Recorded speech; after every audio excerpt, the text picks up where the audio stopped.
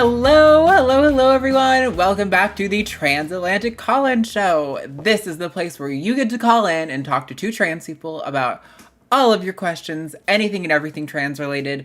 We are happy to talk to you, from the confused parent to the gender skeptic in the colloquial use, not in the actual proper philosophical use. Yes, we will talk to anyone about everything and anything trans-related. I am your host today, Arden Hart, and with me is my lovely co-host, back again once again, Josie. What's up? Hi, how are you? How's everybody doing? I don't think I like gender skeptic. I think I was just thinking, I was just like, what's that? No, I am kidding with you. But no, I'm so happy to be here as always. I like being a regular, just being here all the time. I know, I love it. We're so happy to have you here. Sorry, man, I am so frazzled. I've had like a really busy day today. I can't explain why, because it is something line content related that you'll have to just see when it happens. But oh my god, yeah, pushed me to the wire. So I'm glad everything got off on time and I was able to get everything done. Josie knows. Josie was also kind of running on the wire with me. I was like frantically running around until literally 1 minute before the show started. So True. I usually So like to was do like I. a meditation on the day that I do a show before, because it helps keep me like kind of grounded and in a good headspace to handle like, potentially inflammatory calls. But I have not done that today, so I probably will have no chill. We'll see how it goes. What's new with you, Josie? What's up? Well, I had a couple meetings in DC today, so I also was coming off the train trying to eat lunch as fast as possible because the place that we went to go eat for a lunch meeting didn't have vegan options. Oh. So I literally had a bag of cashews and I was like eating those as people were eating their food. It was a good meeting. Got to talk about, the Democratic National Convention and the planning on that. Had some pretty awesome people there. It's kind of cool. Sometimes I pinch myself and like, is this my life? Do I get to like hang out with all these amazing people all the time? But yeah, it was a super good time. So busy. Pride is here. I have I think I counted up 5 different galas this month I have to go to. Oh my god. Like one in New York City. I have one on Saturday. I have one in Annapolis. I'm all over the place. Like it's fine. And then there's DC Pride, and it's Pride. It's like, yeah, it's Pride. It's interesting. Texas, or at least Austin, doesn't do Pride until August, which I know a number of places do, but it's usually like an avoid the heat strategy, except in Texas that doesn't really make sense because Texas, like, heat ramps up through August and then cools down kind of after that. So I don't know why August is the month that they choose, but yeah. Also, that reminds me, it's not going to be on the poll today because I kind of did, like we talked about, a follow-up poll from last week's poll. But I kind of wish I had talked about it. I know I think it was the FBI released this like super vague warning of potential risk of violence happening at Pride events across the globe this year. And I was super, super bothered by it, mostly because it was just so vague. And I'm like, they kind of hinted at some groups that they're concerned might be of like particular risk, but they didn't say like which locations were a problem. And like, I don't know, it just kind of felt a little bit like a scare tactic to me, or to like hope that maybe they scare enough people from going away from Pride that if something does happen, they can like have more control over the impact or something. I don't know. But I just found it very ominous and weird that they couldn't be more clear when they're willing to say as much as they did say. So yeah, I don't know if you saw any of that. Yeah, I mean, it's always like that. I think that whenever you have any public gathering of a large amount of people, there's always going to be that fear because we live in the United States and guns are literally everywhere. And gun violence hasn't gone away. And it still exists, and it's incredibly scary. You also have Target giving in and not even holding any Pride displays whatsoever this year, which is just tragic. It's the first time in 12 years or 11 years that they that they've not done this. Like it's pretty wild. But I always say this, and to where does pride come from, right? I always go like, let's do a little history lesson here. Pride comes from Stonewall. Stonewall was a riot, and pride came from an act of defiance against the violence that was plaguing our community.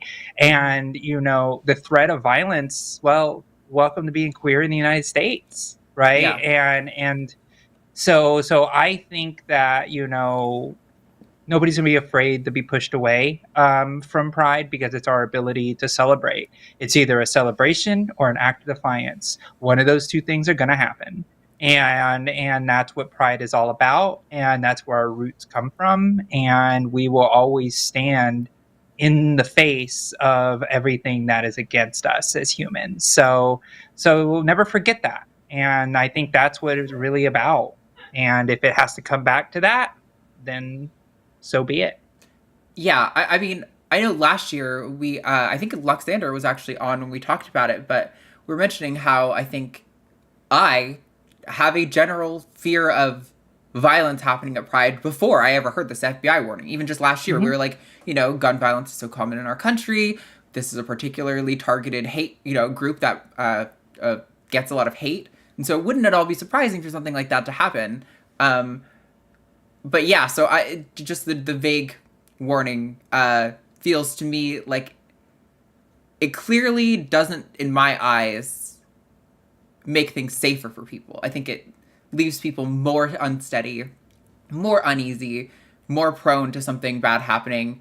I would think if you don't have all the information, you can't say anything, then why would you be like, oh, maybe this extremist Islamist group might have some vague ties to it, because we know that the guy who did the Pulse Club shooting had some sort of ties to that. It's just weird to me, the amount of information they were willing to give.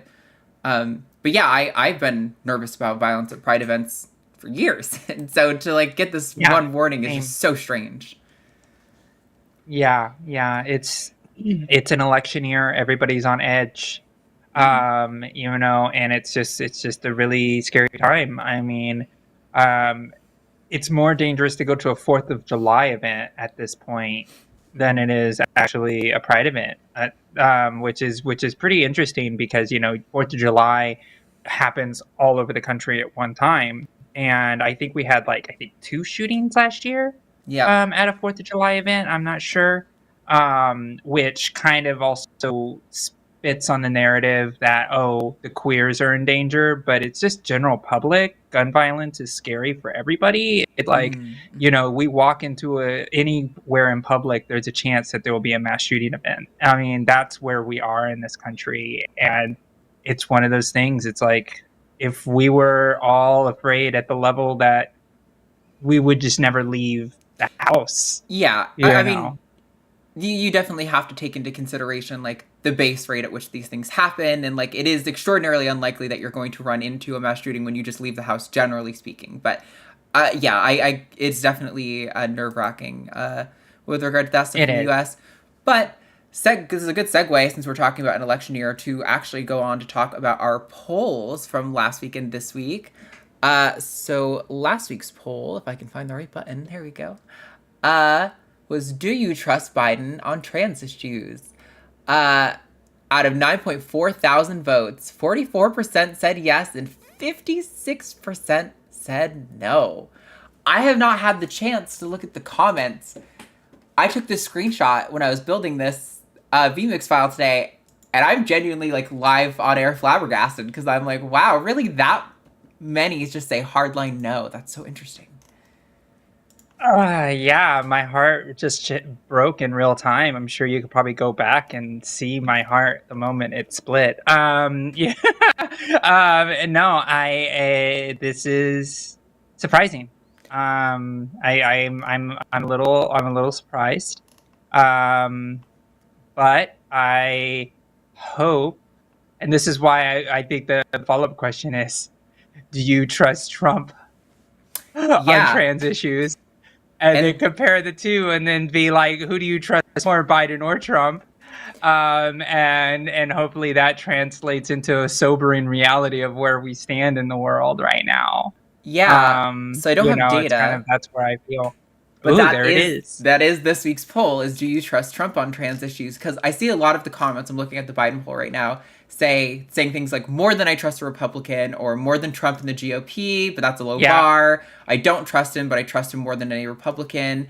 Uh, I trust him in the sense that he won't actively try to harm trans people, but that's a low bar. So a lot of people seem to be saying kind of he's our best option, but he's not a good option. It seems to be Yeah. the sentiment that I'm getting. Yeah. And I don't completely disagree with that, I think. Biden has never been my top Democratic pick, right? It's just, I try to be a realist and look at like who's likely to get elected and work on, it's a game of chess, He is really, this right? election cycle for me. Yeah.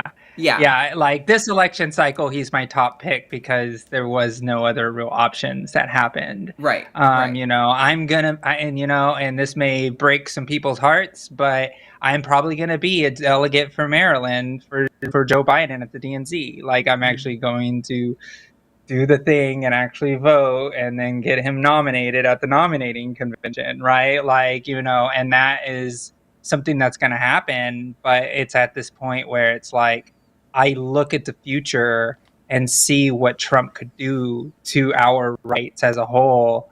And I have to think about it that way. And, the way that this election is going to be swung is the double haters, I like to call them double haters, meaning people who hate Biden and hate Trump. It's those people that are going to determine this election who hates who more. And what is going to be the outcome to that election is really scary. That's where we are this election cycle. And I just hope people realize that you have to vote all the way down the ticket. Like it's weird because this election cycle is very interesting. I think more people are willing to vote all the way down the ticket and leave the top blank when historically it's always the opposite. And so it is one of those things that really makes someone like myself who works in electoral politics and has been living and breathing this for almost 15 years now, it makes my heart sink to know that that's where we are putting our hopes right now, because the people who like Trump are going to vote Trump, people who like Biden are going to like Biden. I don't know what we can say to get somebody who hates Joe to love Joe again at this point. We just need to make sure that the people who hate Joe hate Trump more. Yeah. And it's a really, really sad state of affairs.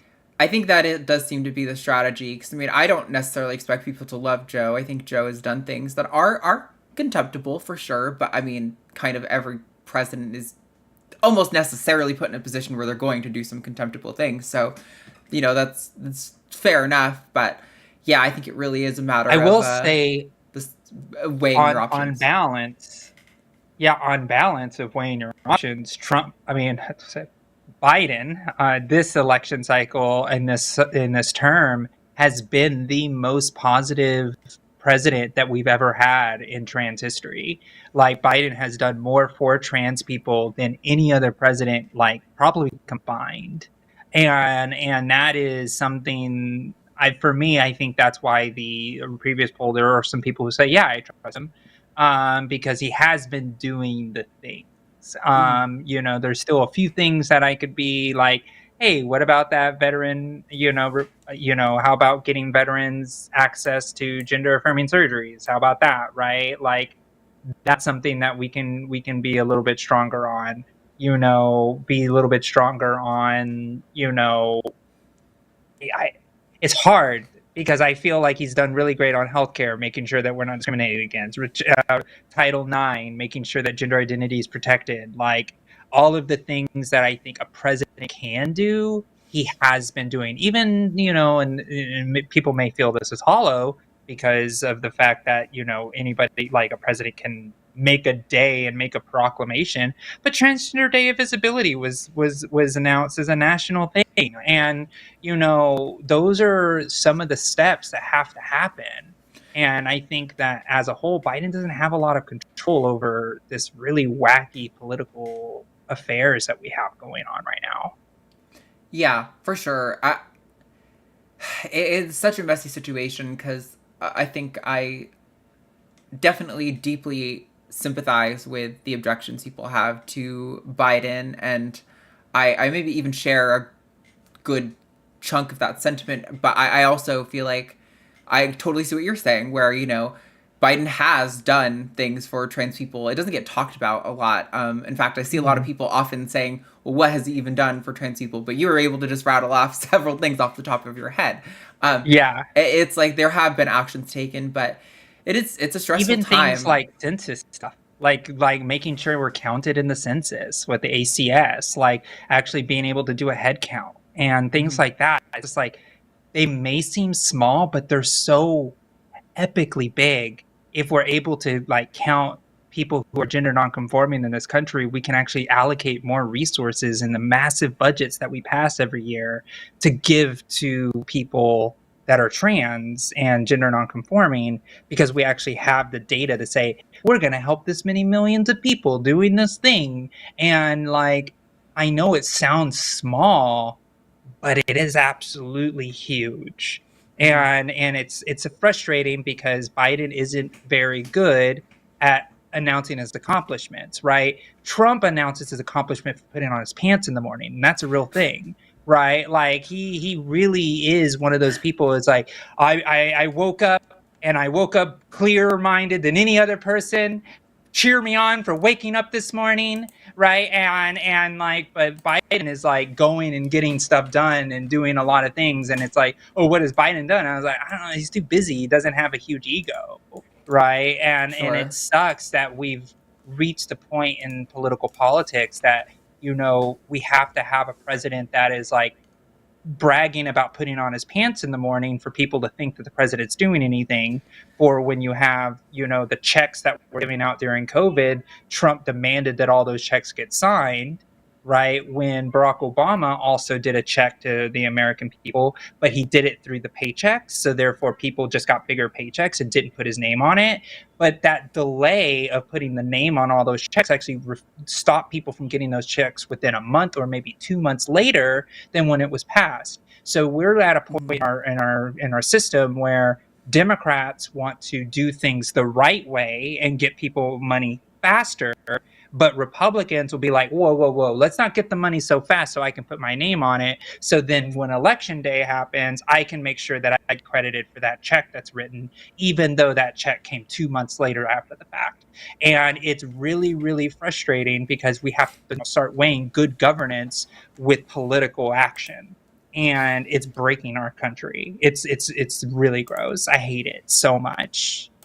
Yeah, it is definitely frustrating times to live in, and like I said, I do sympathize with where people are coming from on, having issues with Biden, but I do think, I don't know, the situation just feels more and more dire, and it leaves me stressed. I mean, the whole Trump lawsuit that's going right now, the hush money case, that just wrapped up. I mean, the conclusion of the case was, obviously we don't have a verdict from the jury yet, but the conclusion in the final statements, what were kind of reassuring to me, because Trump's lawyer kind of fell flat on his face right on the end, flat on their face right at the end. And so I'm like hoping that, maybe, that could spell something really good for the election. Maybe Trump can actually face some consequences, but I'm really not hopeful that it will, despite the fact that polls have indicated that it would move his base. I'm just really not convinced. I think the rhetoric has been ramping up worse and worse, as far as I can tell, in terms of the diehard Trump followers genuinely do say, if he wants to be a dictator, great. Like, I will endorse that. And those people are always going to vote, right? Those people are always going to vote for Trump, right? And that's the reality. We see about 30% of Republicans across the board that would not vote for him for a conviction have already, we see across the board, voted for Nikki Haley, even though Nikki Haley isn't even running. We see a 30% cut of the entirety of the Republican Party, and Trump can't win without that 30%. So what we have to do is make sure that we don't lose too many votes on the Democratic side by not voting for Biden, because I don't think the Democrats are not going to vote for Trump. I think they're just going to leave it blank in some places. But the people who are voting blank are just as susceptible to the election of Trump. And I know there are people who may disagree with that, but the reality is the numbers. I do this for a living. As a consultant, as somebody who counts the votes, vote by vote, making sure we can get those things. Like, if you just say, if you don't vote, you're not going to get an outcome, then that's how it is, right? And so we have to realize that there is no way to be able to defeat this unless we actually go and do this. And I think as more and more of us vote, the more loud we'll become, so therefore we can actually not be ignored. And that's what we're doing as the queer and trans movement as a whole, is trying to show, if you go against trans and queer people, you are not going to win an election. And we need to prove that by actually making sure we go and get our voices heard and be visible in the polls. Yeah. I hope it works out for us. I know there's going to be so much more election talk as we get closer to the election. While I don't want this to become a show that is exclusively talking about politics, I mean, where it intersects with trans issues, always. Yeah, I don't want this to become like a general political thing or whatever, but I know that I care about electoral politics, and Josie does as well, and so I think it is probably, especially with the two of us being on more often, I think you're going to probably hear that soapbox, especially as we get closer to the election more and more often. Real quick. I got the inside scoop a lot of times. Yeah, no, and it's really nice, especially because I've had this position for years, but to know somebody who works in the field to like reaffirm my position is a nice confirmation bias. It makes me feel good. Before we move on to calls, we do have open lines still. The number is 720-619-2288. We are open to talking to anyone about anything and everything trans related. However, we've had a few people be hostile to our screeners lately. Nobody today. But I just want to let you know that if you're hostile to our screeners, you're probably going to not get good respect from me. I try to prioritize gender critical callers because I think that is kind of where a lot of the conversations around trans issues need to be had. But if you're disrespectful to our screeners, that privilege is not going to be given to you. Anyway. Yeah, absolutely. Don't be a jerk. Yes, don't be a jerk. Talk to us. You could be jerks to us, kind of. Yeah, I don't need you to get all the words right. I don't need you to be, to not say hurtful things. I just need you to have the intention of respectful dialogue. As long as we're there, then I'm good. You don't need to say everything right. Before we take don't these yell callers, at a volunteer screener. I want to do our announcements for the upcoming week of shows really quick. So let me see. Where are we? What day is 5:30? All right. So this Sunday on the Sunday show, that is June 2nd at 2 p.m. will be Seth Andrews and Paulogia. After Dark this week will be with Matt Dillahunty and Aron Ra, and that is 7 p.m. on Sunday Central Time, 7 p.m. Central Time. Monday on Skep Talk will be John Gleason and Aaron Adair. Tuesday on Chewed Gum will be myself and Stacey Grand from the Stacey's Mom podcast. Love her so much. I'm glad we get to do the show again. Also, there weren't really any comments the first week I was on Chewed Gum with Alyssa about having a trans woman on the show, despite the fact that the show explicitly details that trans women are welcome on the all-women show. But the comments have started to trickle in, so the haters who are upset that a trans woman has been on the woman show 3 weeks in a row, bring it. Like, let's have a conversation about it. Let's go. We don't have the Hang Up next week scheduled, and it looks like it might be myself and Josie again next week. We'll see. With that, everybody, sorry, wait, let me change this really quick. With that, I am ready to take our first caller. We've only got one on the line right now, so let's get those calls in. You got space. Calls. You're not going to have to wait long if you call in now. But first up, we're going to talk to Hannah in, I think WI is Wisconsin. Pronouns are she, her. Hannah, you are live on the line. What's going on? Hi. Thank you so much for taking my call. Yeah, it is Wisconsin. That is where I am. Cool. Thanks. What's up? Talk to us. Yeah, so I have a trans son. He's currently in middle school, going to be going into high school soon.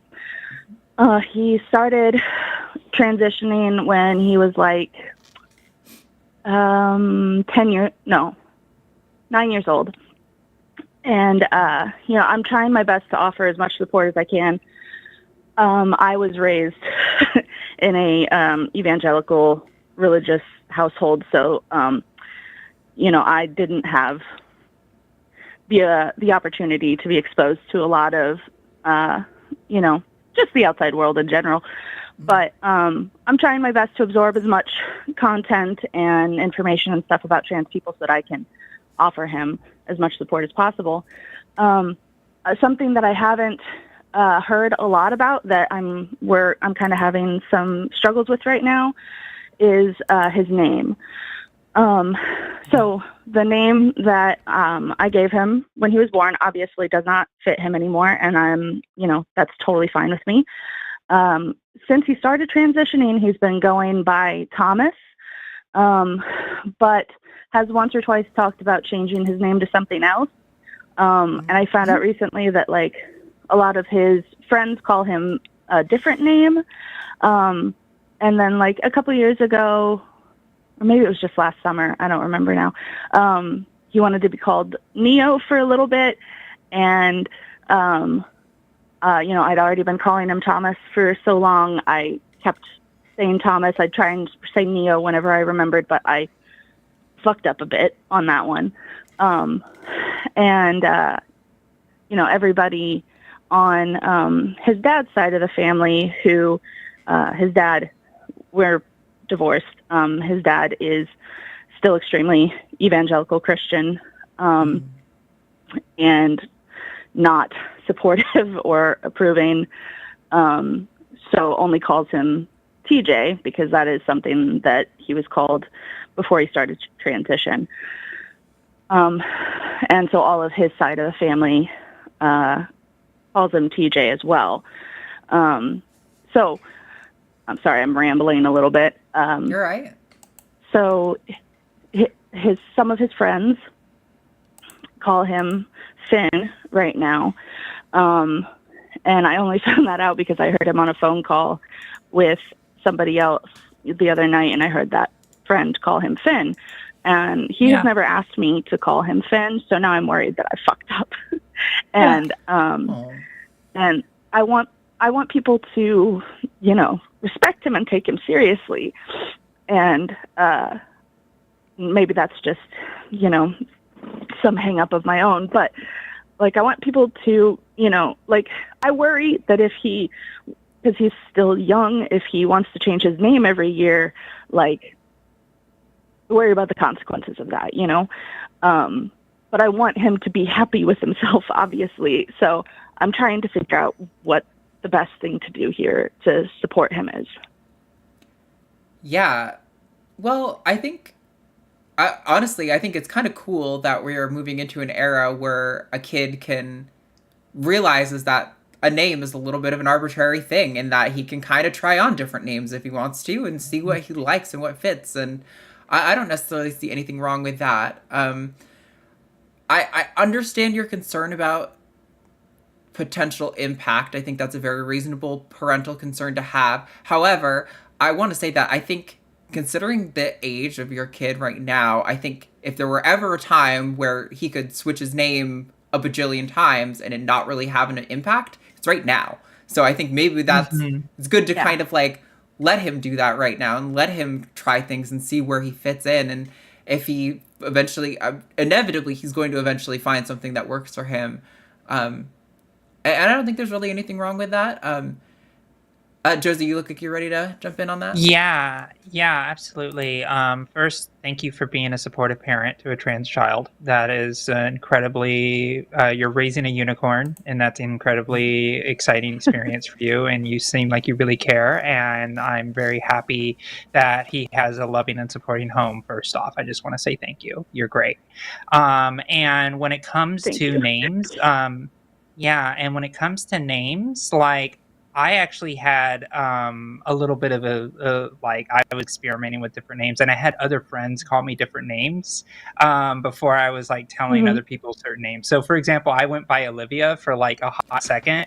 And Me too. I know. What? Did you really? Oh my god. Okay. So, Oh my God. So anyways, And I was like, no, and then I got Josie, and I was like, that's it, that's the one, and that's the one that I kind of told everybody, right? My parents and everybody. Yeah. So there is a time where he may be having friends call him Finn. He has some other friends calling him Neo. He has other friends call him whatever. And he's probably just trying it on, right? And I think that's something Mhm. that that exploration is good. And don't feel bad about like not saying the name that he may be preferring at that time, because he's going to tell you. You've already built that trust that he can be who he is. And I think that he may not be telling you these names because he's just trying them on and he doesn't want you to do it. Because he's just like, I'm gonna do this. I'm not gonna tell mom, because if I tell mom, it's serious, and I don't want to do that. I just want to just play around with this one, right? And there's a lot of different things, and I'm not trying to psychoanalyze what your son is doing, but that could be something, right? From my experience of knowing a lot of trans people, and even of my own experiences. So I think you're doing the right thing. Now, as far as the administration side of things, like the school, Yeah. if you already have and I'll start here. Does the school already respect the he/him current name now, or the teachers? Unfortunately, the school system does not, but he does have quite a few teachers who do. So, Okay. like, unfortunately, in the system, he is still, Of course. the old name. But as long as the and teachers, she, her, and yeah, and that but yeah, takes time, there's and that, there's a that's handful of understandable. teachers that are very. I'm sorry.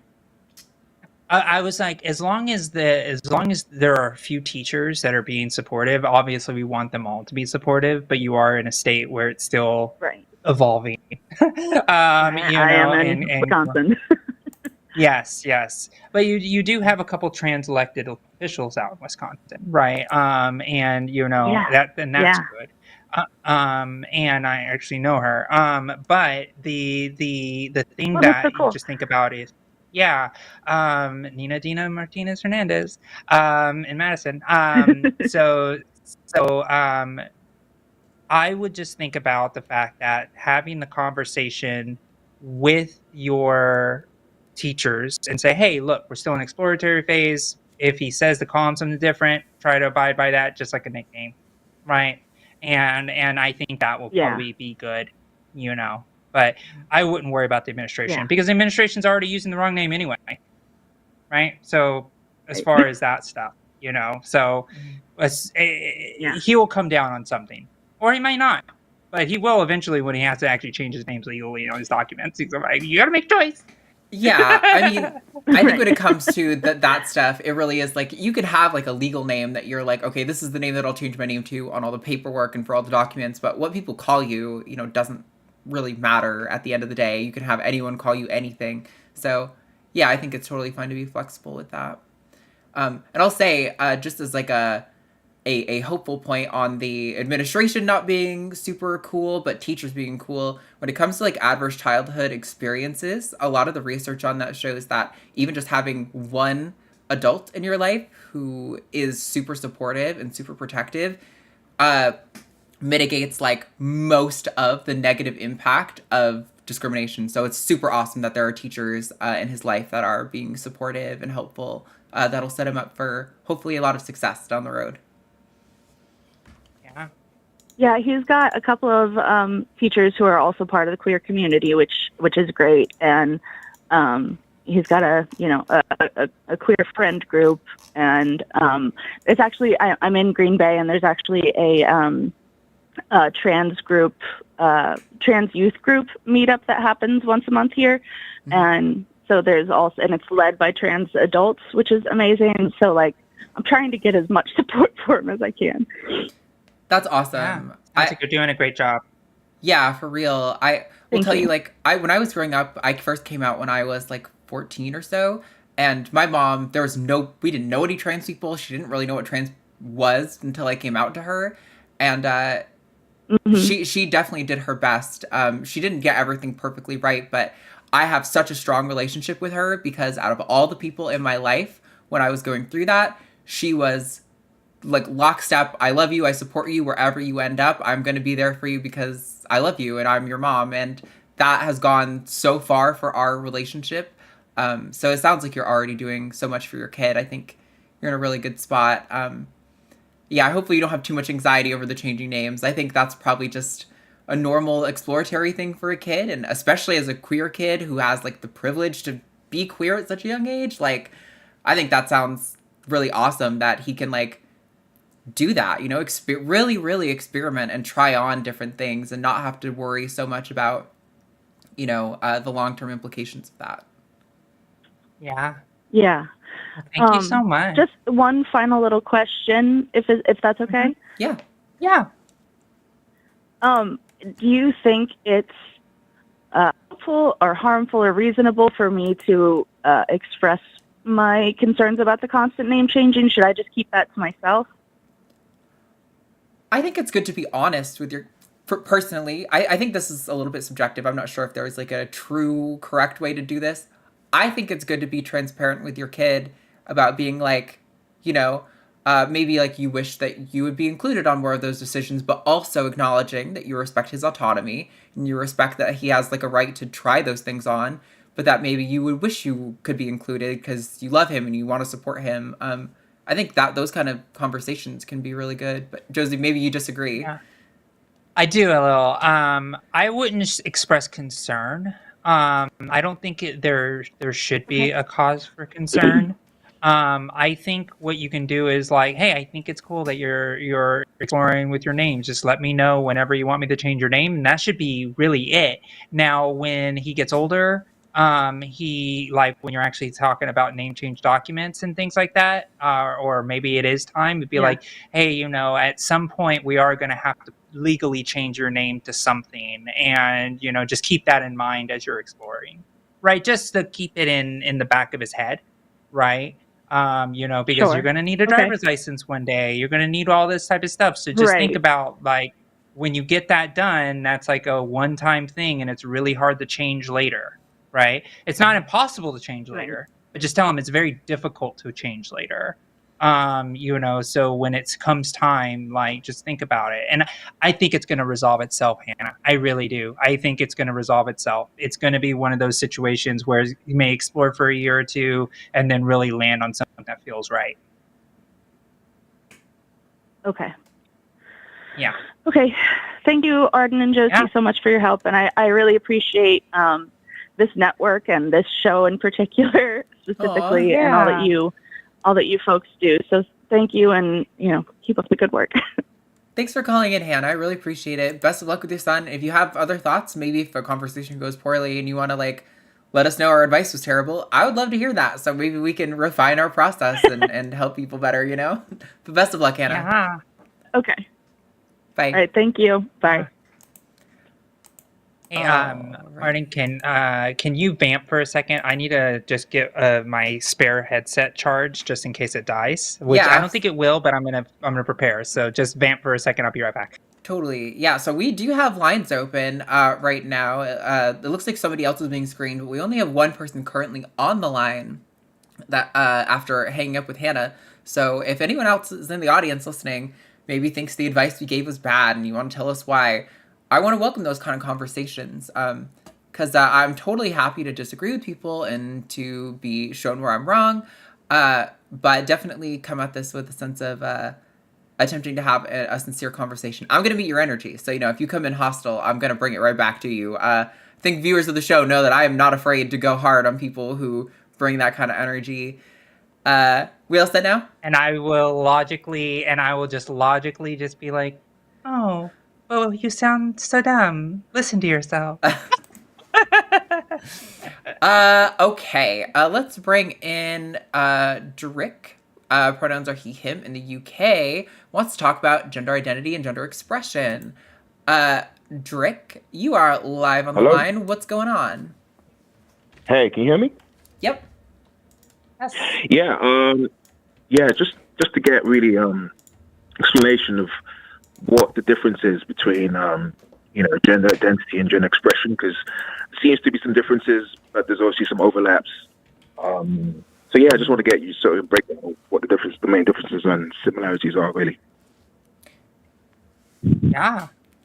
So I like this question, and because it gives me an opportunity to kind of like expand out a little bit. So gender identity and gender expression are one of two, which there's different things that make up a person's identity, right? There is gender expression, gender identity, there's sex, there's sexual orientation, and I like to also say relationship configuration, where somebody may want to have 0 partners or multiple partners, right, and anything in between. And so when you look at gender and the reason I explain that is because they may correspond with each other a lot of times, but they're also all independent of each other as well and have the opportunity to be such. So when you are zooming in on gender identity and gender expression, the gender identity piece is like what you internally feel and say you are. So for me, for example, I identify as a woman, and that is completely independent of my gender expression, as well as my sex, right? Trans woman. Now, my gender expression happens to align with the feminine presentation that I have.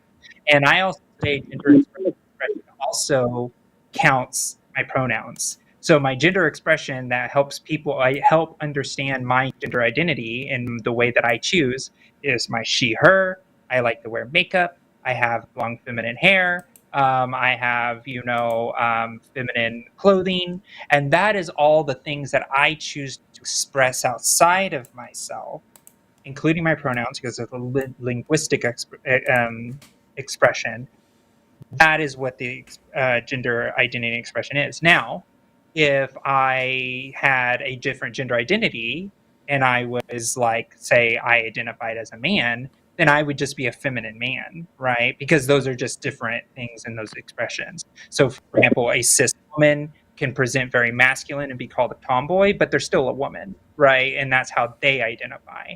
And the most important thing is that gender identity is something you assign yourself, and you can't assign somebody else a gender identity. And I think that's the big thing. Okay. Yeah, that makes sense. But do you think, so would say a femboy or somebody who likes to cross-dress sometimes, would that fall under the trans umbrella? Would you be considered trans as well? Because you have sort of a different expression of your gender than, say, what, most people who are assigned same gender birth would express themselves.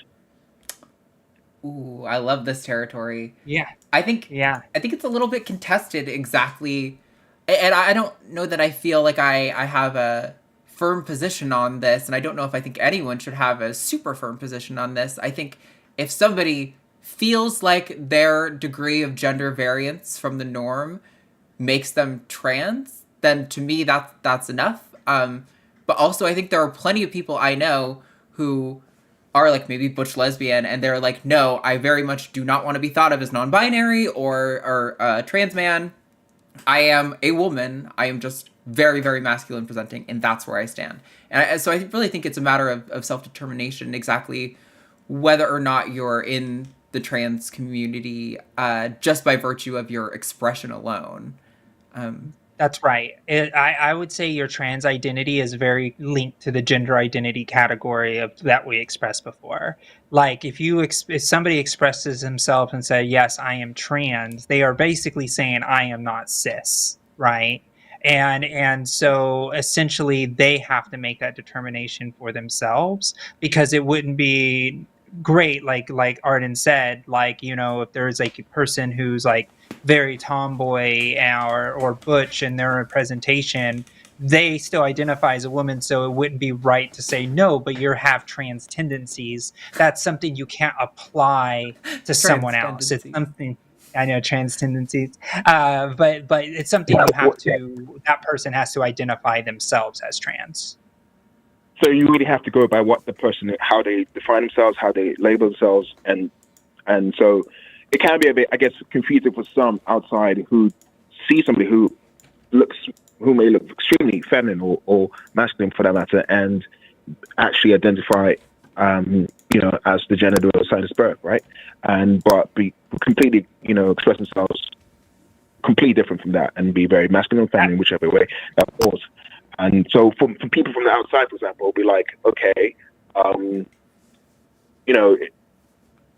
the only way you would be able to really correctly, have that conversation would be to ask them or to know somebody who knows them to be able to actually correctly label that person, right? Yes, that's it. So if you're dealing with trans skeptics or whatever you call them, transphobes or whatever, they would usually come out and say, why can't you just be a feminine man, or why can't you just be a masculine woman? Why do we have to create these new sort of new structures in society just to accommodate something that we can just say that you're feminine. Okay, you're feminine by manner, expression, and whatnot, but you still are biologically this and you're biologically that. How do you counter that? How do you really explain to them in a way which they can, I guess, hope to understand, really? Yeah, I think this topic is really interesting. I think it's fair to point out that there could be a femboy and a trans woman whose gender expression is indistinguishable, and as you pointed out, to the outside person, the only way you could distinguish between the two is to ask how they perceive their identity to be. As for the, why can't you just be a feminine man, I think this question fundamentally misunderstands the journey that trans people often go on to understand themselves. I did try to just be a feminine man for a long period of time where I was like, okay, I can't deny that this aspect of myself is a part of myself, but do I need to transition? Maybe I can just be a gay man. And the fact is, I couldn't just be a gay man because that's not who I am. And I think how that amounts in, how that sort of manifests in, society and my interactions with people is that when I go out in the world now, I am treated, whether or not people identify that I'm trans, and maybe just opt to treat me like a woman, I don't really care about the distinction between those two things, because functionally I'm being treated like a woman. When I go to try to lift heavy things at Tractor Supply and some man comes and pushes me aside and says, "I've got this, ma'am," that is because he's perceiving me as a woman and I am experiencing misogyny in society. I don't think misogyny should be a defining characteristic of what makes someone a woman, but I think it's interesting to note that if I were to say that, okay, I am just a feminine man, yes, I have breasts, yes, I have long hair, yes, the majority of people identify me as a woman when I'm out in public, but I am in fact a man, I could do that, but I think it just doesn't actually accurately reflect my lived experience as a woman in society. I don't know, Josie, what are your common responses to that kind of argument? So for that type of argument, there's a couple ways that I can go about it. First off, again, it's about creating that distinction between the independence of gender expression versus gender identity. And it goes back to that first point that I said, no one can identify you with the gender identity except for the person themselves. So it's like a form of control. Right. It's rather than having the idea of trans women have this experience of being women and having the gender identity woman. They want to take that away from people and say, no, you're going to be put back in this box. Right. And it really shouldn't matter. Right. It's about letting people identify who they are and not trying to take away that lived experience and dehumanize the person. Say, no, I get to tell you if you're a man, or I get to tell you if you're a woman. But you can be whatever, but I get to tell you the identity part, which is the most fundamental piece for what our lived experience is. And so when somebody says, well, why don't you just be a feminine man or a feminine woman? Right. It's it doesn't actually address the issue of, no, that's my gender identity and you don't have control over that. Right. Yeah, I get that. And I guess it's just, because I mean, my circle is extremely, how do I put it in a nice way? Ignorant, maybe some could say transphobic. And so, I mean, I'm as open-minded as to get, but I still sometimes, get confused and struggle with that whole thing. And it makes sense the way you explain it to me now, and how you say it, and it all makes sense. I guess I can get that on the fundamental level. That it's just a lived experience, and that how you perceive, how you navigate life, and how you walk around. It's just an internal feeling, and and how you want people to perceive you as well. I get that. I think it's just. Sorry, go on. I want you to finish. I guess it's about how society, because obviously it's a new thing, and we were trying to get people to just be more understanding. Because I guess people fear something they don't understand really, and that's where a lot of the hate comes from, or a lot of the ignorance comes from, because they just quite don't understand what it means to be trans or what the whole experience is like. Absolutely. And so to be able to explain that to people, I guess it will go a long way in advancing the cause, right? And it's not easy. Don't get me wrong, because some people are. It's not easy. It's like Yeah. it's like so. And so you have people who say that, like, okay, so this whole thing about trans people going into females changing rooms and stuff like that, and you have people literally losing their minds over that and be like, oh my God, I can't believe that we're going to allow a biological male to get into the changing room where my daughter or someone can walk in and see a penis or whatnot, and literally this is and it just provokes I don't know what a complete moral panic, and without really fully fundamentally understanding that actually it's trans people who actually to force them to go to into a space where a space that, for example, there's a trans woman to go into a male space, that should have more risk in those sort of spaces, and to not to fundamentally understand that, it's hard for me, and I just don't know how really to just get past that, and because I guess it all comes from fear, and when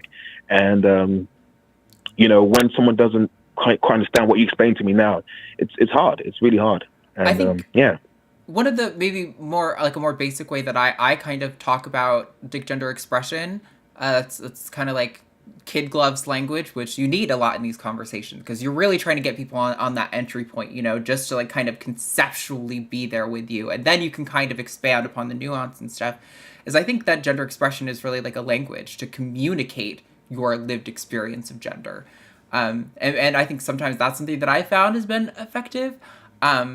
But I think, Josie, I kind of picked this up from Hugh a little bit, but also kind of appealing to people's broader values when you're having these conversations. Like when you're saying, the issue of like access to women's spaces, like let's say restrooms or locker rooms or what have you. Like you're fundamentally, when they're saying that, oh, well, I don't want to ban trans women, but I don't want males to have access to female spaces. Okay, well, first, we can all acknowledge that there's nothing meaningfully different between banning trans women and their conception of reality, keeping males out of female spaces, right? Those are the same thing to them. I think the other point is really hammering home, and I've been doing this a lot lately, is groups should not be discriminated against on their group basis alone. I think this has really been really effective in the sports conversation for me lately. Even people who really fundamentally disagree with me on a lot of aspects of trans athletics will agree banning trans women as an entirety is not the right move. Trans people do deserve at least participation in society, and banning us from, the toilets at work, or banning us from the locker room, preventing us from maybe being able to have like a healthy, active lifestyle if we're not being allowed in like gyms or something because of this. All of these things are excluding people, trans people, from free and fair participation in society. And I think we can all agree, no matter whether you think trans women are female or male or whatever, I think we can all agree that that is wrong. Trans people should not be discriminated against and have difficulty participating in society just on the virtue of our identity alone. And if we're going to ban an entire group for their group identity alone, there needs to be a really high burden of proof to meet to demonstrate that it is participation in this group identity is in fact the causal principle that leads to harm to women in the restroom, leads to harm to women in prisons. And so far, that burden of proof has not even had a puff of air come its way. I feel your frustration on how difficult it is to talk to people who are ignorant about these topics. It's really difficult, and that's why we have this show.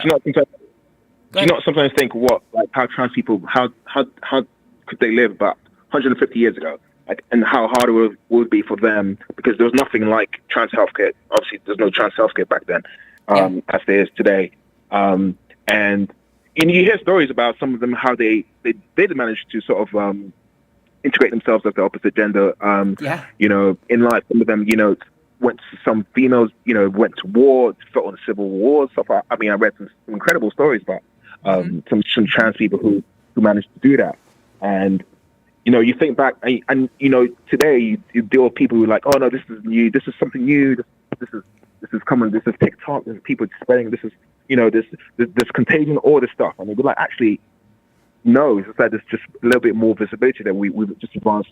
We've gone through decades and decades and decades of progress, I guess you could say. Now it's like there was people like this happening thousands of years ago, but they just didn't have the, we weren't as advanced, I guess. If I could add one more point before I pass it on to Josie, I want to not only reinforce what you just said, Drick, about, we're getting some weird feedback. I'm just going to mute you temporarily so we don't hear that, but it's not to silence you from talking.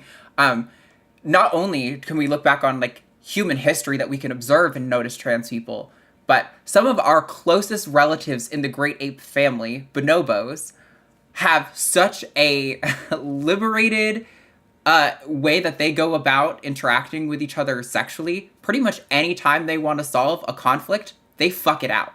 And I'm not even kidding. They have sex and they solve the problem, and then they often will, like, if they're having sex to solve a conflict over like a high value food item, they'll often just have sex with each other and then share the food item.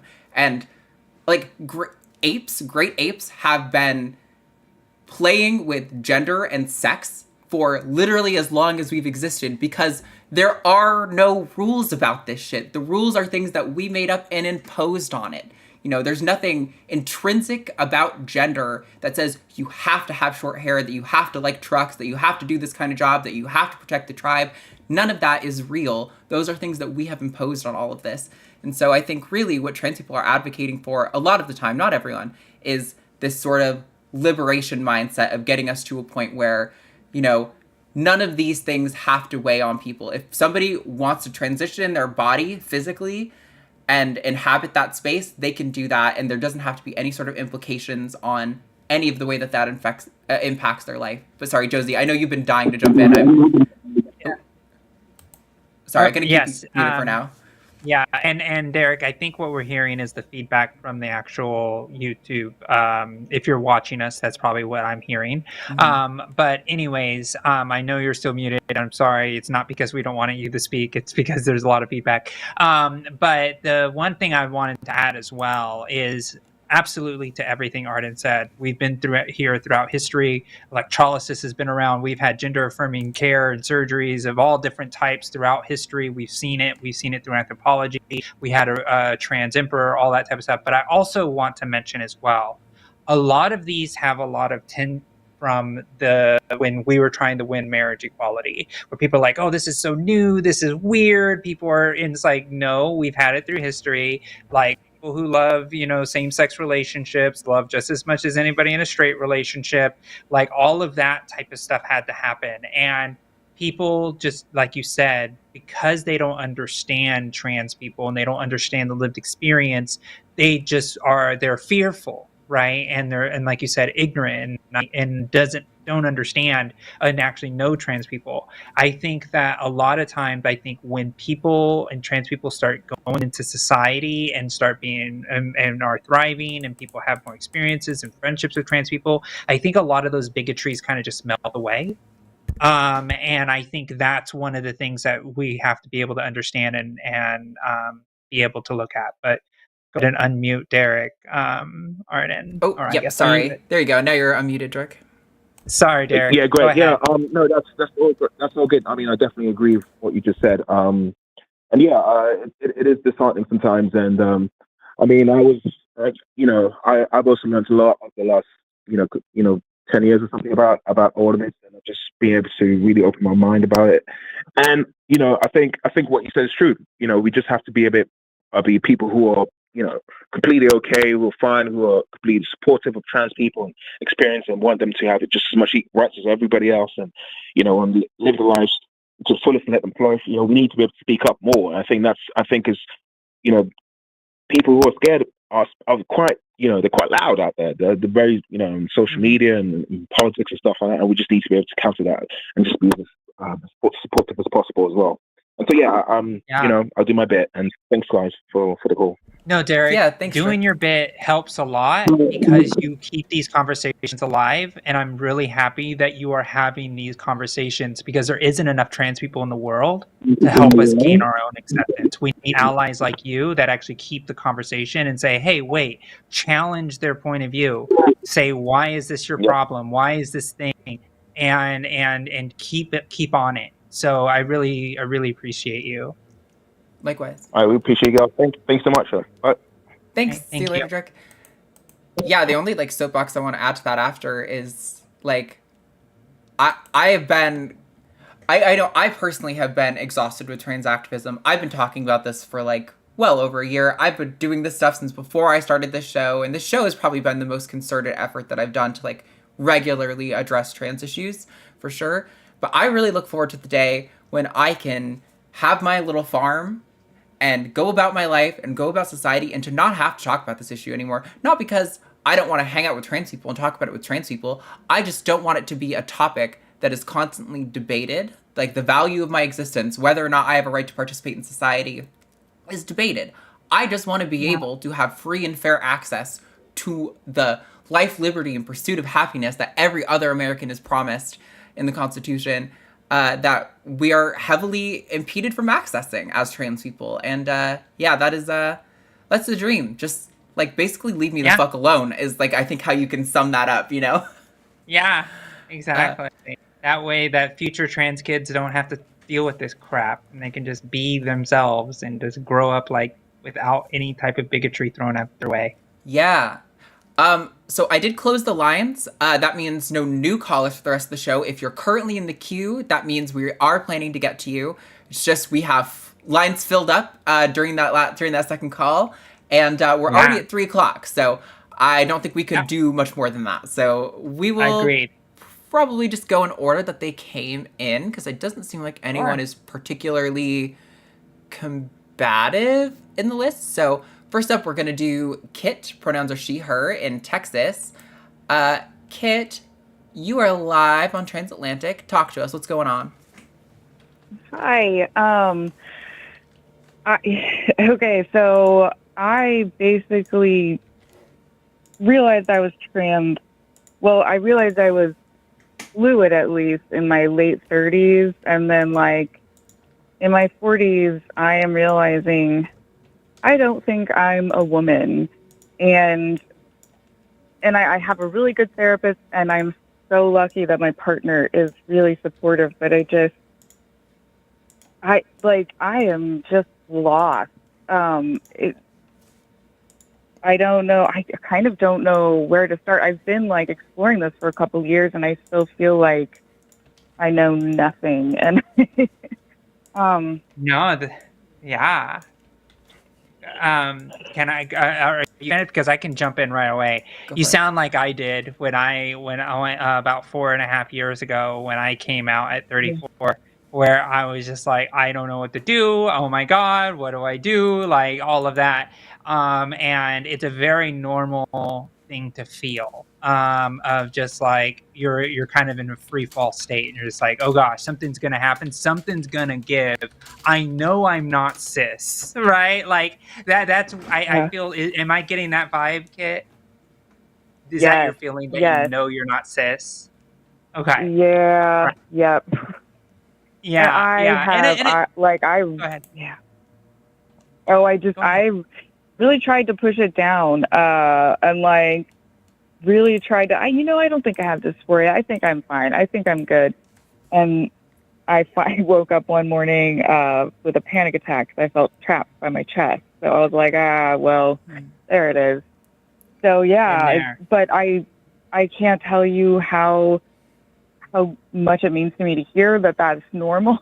I don't have trans connections really, and so just to hear somebody say that's normal, you get through it in time. That means a lot. Thank you. Yeah, I think there's so much exploration that happens. And I think a lot of trans people, not all of them, I mean, there are some examples of trans people who, you know, do all their exploring on camera. I think Dylan Mulvaney is a great example. She literally did her first 365 days of girlhood, like, documented on TikTok, right? So that's pretty unique. But I think a lot of trans people kind of come to the table, at least on the social media game, after we've kind of worked a lot of this stuff out. So maybe you miss how often and how universally I think trans people wrestle with this notion of, am I trans enough? Is my gender anxiety significant enough that I should get to consider myself trans or transition or whatever you feel like you want to do to resolve this?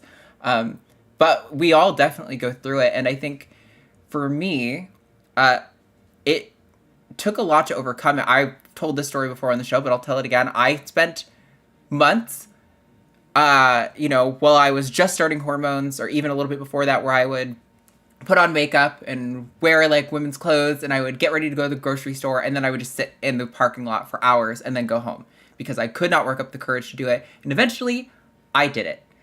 And the absolute irrelevance of that whole act on my day, the fact that nobody reacted, nobody cared how I looked, and people just kind of were like, oh, that's a person in society, don't really care, was so healing for me to recognize that I could take up space as a trans person. I could start doing this regularly again and like really feel like myself. And I think those kind of things are really helpful. Just finding the areas and places and times where you can like really play with it without much consequence, like to your life. And it kind of helps you get a grounding of like what direction you want to go and what things might be helpful. Yeah. I will say this too. When I went into this, and I knew I wasn't cis, right? When I was like, oh my gosh, I don't know. I know I'm not a man. I don't know how this goes. I went and I called my local LGBTQ center and said, do you got a trans support group?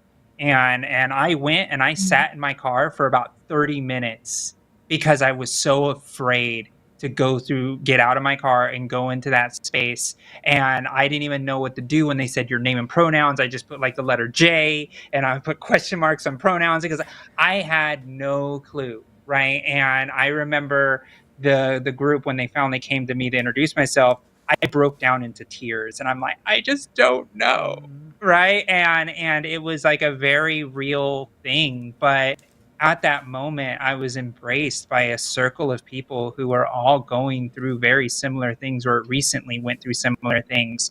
And that helped me so much. And being around people in that support group really helped. And maybe if you have one locally, that's a really good idea. There's also a lot of really great therapists out there that specialize in gender affirming or just gender therapy, right? And gender therapy is not what people think it is, right? It's not, they're not going to come in there and be like, yep, you're trans, you're got all the answers. No, you're still going to have to come up with that on your own. It's just, they just ask questions that you can help yourself understand yourself better, because there's nobody in the world that's going to tell you who you are except for yourself. And I think that's the hardest part. But when you're around other people who have went through that journey, you're going to be able to find yourself and feel much more comfortable with being able to face that reality, to face that truth, and everything comes after that. Like, it just happens. It's not easy journey sometimes. Sometimes it's incredibly difficult.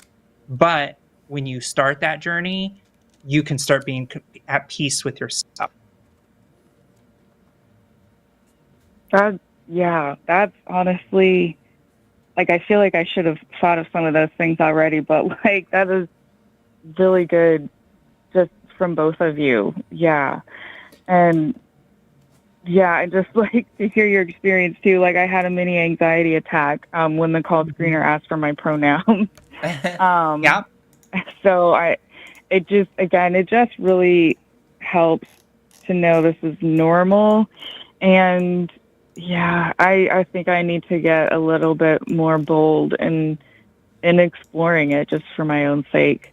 So that's a little push there. Thank you. I appreciate it so much. Kit, can I ask, without like giving off too information, are you close to like one of the metropolitan areas in Texas, like DFW or Austin or something? Yeah, DFW.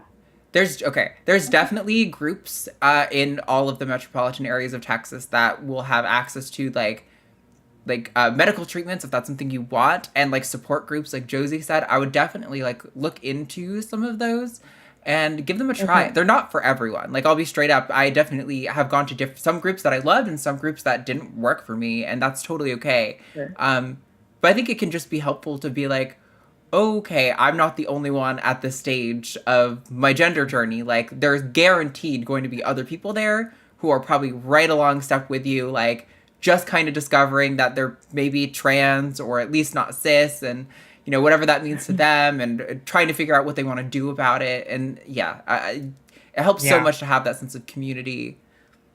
Find your local LGBTQ center. This LGBTQ center, what area you live, and then put it into Google, and it'll pop up, probably the closest one to you. Call them up and say, hey, do you have a trans support group or anything that pertains to information about trans stuff, because I'm exploring and I want to know more. And just go in and just go into the little circle, and there's usually a trained clinician in those circles a lot of times, and those really nice centers that you're going to be in a.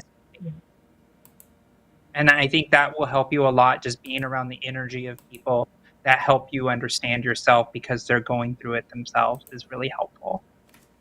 Yeah, that would be amazing. So I will, absolutely, I will do that. I even think that maybe there's a pride thing going on nearby this weekend. I was like looking it up, so I think I'm gonna try and fight the social anxiety and get out there maybe. Yeah, oh, I feel somebody waving a trans flag, and you're like, hey, is there a group around here? Or find the LGBTQ center. That's such a good will point. Be there. The center will be there. Right? That's so true. Yeah, okay. Every major group in those cities almost always have booths at like a pride event. That's so true. That's a really good idea. You should definitely check it out and see if you can find anything. Okay. Yeah. All right. You got this, I'm going to Kit. do it. Okay. Thank you so much. Y'all are amazing. Yeah. Have a great day. Aww. Rooting for you. Yeah, See you later. Bye. Thank you. Thanks. Bye. Aw. I wish all calls can be like that. I know. It's such a positive note. Yeah. Oh my gosh. I definitely relate. I think chat could probably, it'd be funny if somebody was able to put a compilation together of every time we've said to a caller who is in that position, every trans person feels like they're not trans enough. Because I think I've probably said it over 100 times over the course of 3 years on this show. And I wouldn't be surprised if someone could put like a compilation together or something like that between me and other hosts. All right, ready to keep trucking? Is my audio cutting out? I'm just seeing that in the message. There Let me was pull it back in a little bit.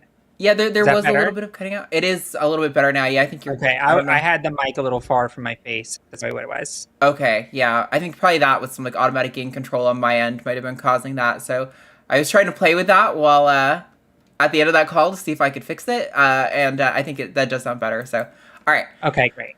Let's talk to Bruce in New Jersey. Pronouns are he, him. Bruce, you are live on the line. What's going on? Talk to us. Hello. Is my audio okay? Yep, coming through great, actually. Yeah. Great. Yeah, the call screener lady was saying that it was a little weird, so I checked. It was actually picking up the mic from my webcam and not my actual microphone. So hopefully this is a little really better. Good. No, it's really good right now. Great. It's kind of the best audio quality we've had from a caller in quite a while. So great. Go on. It's probably because I'm on my PC. I'm using an actual microphone. But, okay. Yeah. Good. Yeah. So I guess the thing that I wanted to talk about is that this kind of seems to be a reoccurring theme. I'm seeing a lot of similarities between myself and like the recent caller. Yep. But you know the story. Recently, kind of coming to terms with the fact that there's something going on, right? That there's a real possibility that I'm trans, and I'm having a lot of like internal conflict about it, right? Mm-hmm. It's not something that I'm particularly proud of, but when I was a teenager, I was definitely more of like a conservative kind of person, you know. Mm-hmm. Definitely went down that rabbit hole, and I definitely have a lot of internalized transphobic ideas in my head, and they're a lot harder to get rid of than you would think at first glance. Yeah. And one of the biggest things I'm struggling with is, like, I've actually come out to some people in my family, and I can't help but to feel like I'm breaking bad news, or that I'm doing something bad, or that this is. It's really hard to get over the idea that this is some sort of pathology, right? That there's something wrong with me, and that this is not the correct thing to do, is to affirm something like this. And I just wanted to hear your guys' angle on that. No, that's very fair. I grew up in a very conservative Catholic, household. Joined the Navy, got big and buff, tried the whole thing. Had a lot of I've been there too. internalized. Yeah, right. I had a lot of internalized transphobia. I mean, I had a mountain to overcome before I was even comfortable enough to think about the fact that the thoughts of being a girl since I was 8 years old, like, were in my mind, right? And it's an incredibly difficult hurdle. I remember when I told my mom and dad, who raised me in Texas when I came out as trans, I started crying profusely. I was sobbing. I couldn't even get the words out. I was sobbing so much. And my parents were like, it's okay. It's fine. Like, this is what it is. This is what it is. And I'm like, yeah, but I had that sense of, I'm betraying them. I'm betraying myself. Everything that I've done and all the thoughts, right? It's very normal to feel that way, right? Because we are dealing with a just crap load of gender roles put upon us, the trauma of doing all these things, trying to pretend who you are isn't who you are. And you're really just, in a sense, in my mind, I was like, I'm giving up. I'm just going to be the girl I am. I'm not strong enough. I have to just give in, right? And I felt that for a while. I felt shamed, right, that I couldn't just be this. And then after a while, then I felt regret that I didn't do it sooner. so it was like, there's a lot. There's a lot there, right? So what you're feeling is completely normal, and it's completely okay. Give yourself grace, right? Because, like, be patient with yourself, because you're going through a mountain of crap that you have to deal with and uncover about yourself. You have to realize that things that you were doing, you hated. Like, I hate sports, but I used to pretend I loved them for a long time. I hate beer, and I pretended I liked it for a long time, right? Like, those are very small things, but they were profound enough, exactly because, yeah. And so, don't feel bad about it, and you're not doing anything. And this is something that I'll say about the last thing you said, and I'll pass it over to Arden and let you say something as well. My name is Josie. And I say this a lot because it helped me get through it, and it was something that I did. And I say that I added an I to my life, right? And I low-key dead name myself when I say this, but I added an I to my name. That's the only thing I did, and I changed my middle name. But I added an I to my life because this is something that I did for myself, right? Take everybody else outside of their world. Transition is yours. It is your thing. That is who you get to play with, and it has no interaction with anybody else. So the sooner you're able to understand that this is you, this is your thing, and this is everything that it has to do, it's yours, and nobody can change that. That will get it away from you doing something to somebody else. When you tell somebody you're trans, you're inviting them into your life. You're inviting them into who you want them to see you as, and that's a privilege, right? It's not a punishment. And the people who see it as a punishment are the... Yeah, go ahead. Yeah. So for me, it's very hard to kind of untangle the personal view of myself, and, like, a large part of being transgender is society's perception of you and how you present, and how, like, a very large portion of it is how other people perceive you as well. And so it's definitely, it's hard for me to kind of detach the two concepts of the concept of myself and how other people see me, right? Because I'm a big people pleaser. I'm definitely very conscious of how I'm perceived by other people. And it definitely does feel like I'm kind of putting that burden of being trans on other people, where I'm putting the onus of making people accept me, right? There's a lot of guilt there behind. Yeah. I don't know, like there's that deep feeling of kind of, oh well, no one actually thinks this. They're just humoring me, kind of thing. You know what I mean? So that's really interesting, and I kind of want to dig down on that. I don't know if you've heard much of my story, Bruce, and my particularly the detransition aspect of my story. I have not. All right. No. So I came out to my parents, mostly my mom. My mom came out to my dad for me because I was no way in hell I was going to have that conversation when I was like 14. I had a really, really bad experience, and I'm sorry to hear that. I appreciate that. Thank you. I ended up detransitioning when I was 17 because I basically felt like, man, if being trans is really so awful that people are going to continue to treat me like this, and that I had multiple high school relationships where the person was basically like, I really like you, but you're trans. It was basically the summation of their response, where I was like, fuck it, I'm going to detransition. I'd rather at least have people in my life who respect me and like me, and be miserable with myself and learn to live that way, at least find some sort of semblance of happiness, maybe with a partner, than endure what being trans was.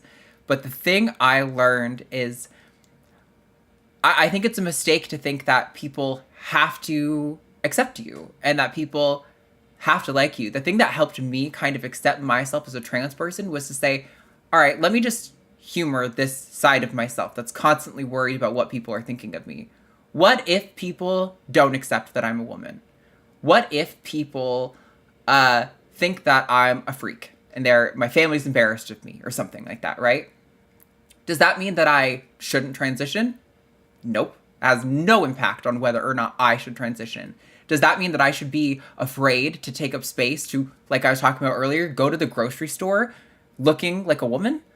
No, of course not. I shouldn't have to man up to go to the grocery store. I should be allowed to get groceries as myself without, and do the things that are necessary to be a person in current society without having to suppress who I am. And even if everyone's right and I'm a freak and I'm a man, it doesn't change the fact that this is who I am and I need to live in this, whether or not people accept me, whether or not people validate it. And what's crazy is that when I accepted that and I started doing it for me, I found so many people who genuinely accept and love me. And it was a lot easier for me to process the reservations and the complications that my family and my loved ones who love me and accept me, but maybe didn't quite get the whole trans thing. It was easy for me to tolerate their misunderstandings because at the end of the day, I had done the work to accept myself and I knew who I was. So if they didn't accept me, that was okay. Because at the end of the day, I was going to go home and I was still cool with me. And I really think that is something that a lot of people need to learn to work on is like, maybe nobody will accept you. By the way, that's not true. I'm just saying, I think it's important for your mental health, overcoming these stigmas, to give credit to it. What if no one accepts you? What if all these things? Does that have any implications on whether or not you should be you? And the answer is almost always going to be no. You still get to be trans. You still get to be you. You get to, I don't know if you identify as a woman or maybe non-binary or anything. You get to be exactly who you are. Right now I'm kind of in like a weird middle ground where I definitely internally see myself as a woman, but I haven't really kind of gone out and I still go by he, him. I don't have a new name. I still talk like this, yeah. So. Yeah. No, that's okay. Yeah, no, it's fine. Yeah. So that's kind of where I'm at. But I actually, there's a lot of points that you made in that story, and I'm very happy that you're you're able to talk about that openly, right? I think it's a good thing to kind of share those kind of experiences, because I'm seeing, like, one of my biggest fears is actually that, where it's like, oh, like it's so scary, right? Because you have no idea, like, what people are seeing of you. I don't want people to think I'm weird. I don't want people to think, like, poorly of me. And it's a very big, scary thing. And when you were saying earlier, like, no one really feels trans enough, right? Like, do I really, am my feelings valid enough to qualify as XYZ? Yep. There's definitely like a element of uncertainty there, right? Like, you're kind of like, is this really it, right? Because it's a huge, massive change. It's one of the biggest changes I can think of that you can make to your life. And when you're kind of not 100% sure on it, that doubt really starts to sink in. And I'm thinking, man, I'm not even sure, like, because obviously I compare myself to other people and other people's stories. And I'm like, I'm not quite sure if I fit into this box in my head of what it means to be a trans person. And I'm thinking about it, and I'm like, I'm not even 100% sure. And I'm like, do I really want to go through this humongous, scary thing where, like, it could go wrong, and I don't know. And all of that, it's such a big risk. It's such a big step to take in your life to kind of just do on your feeling, right? Where you just feel like this might be the right thing. And that's been a big part of my doubt, is all of those struggles that I know I'm going to go through, right? Like, it's inevitable. That's a reality of it. And it's just hard because I'm definitely someone who wants to be sure of these kind of things. I want to be 100%.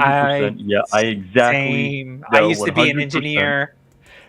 Yeah, exactly. Like, I definitely have a very black and white kind of thinking where it's like, I think, I don't want to make such a big decision off of something that I'm not 100% sure of.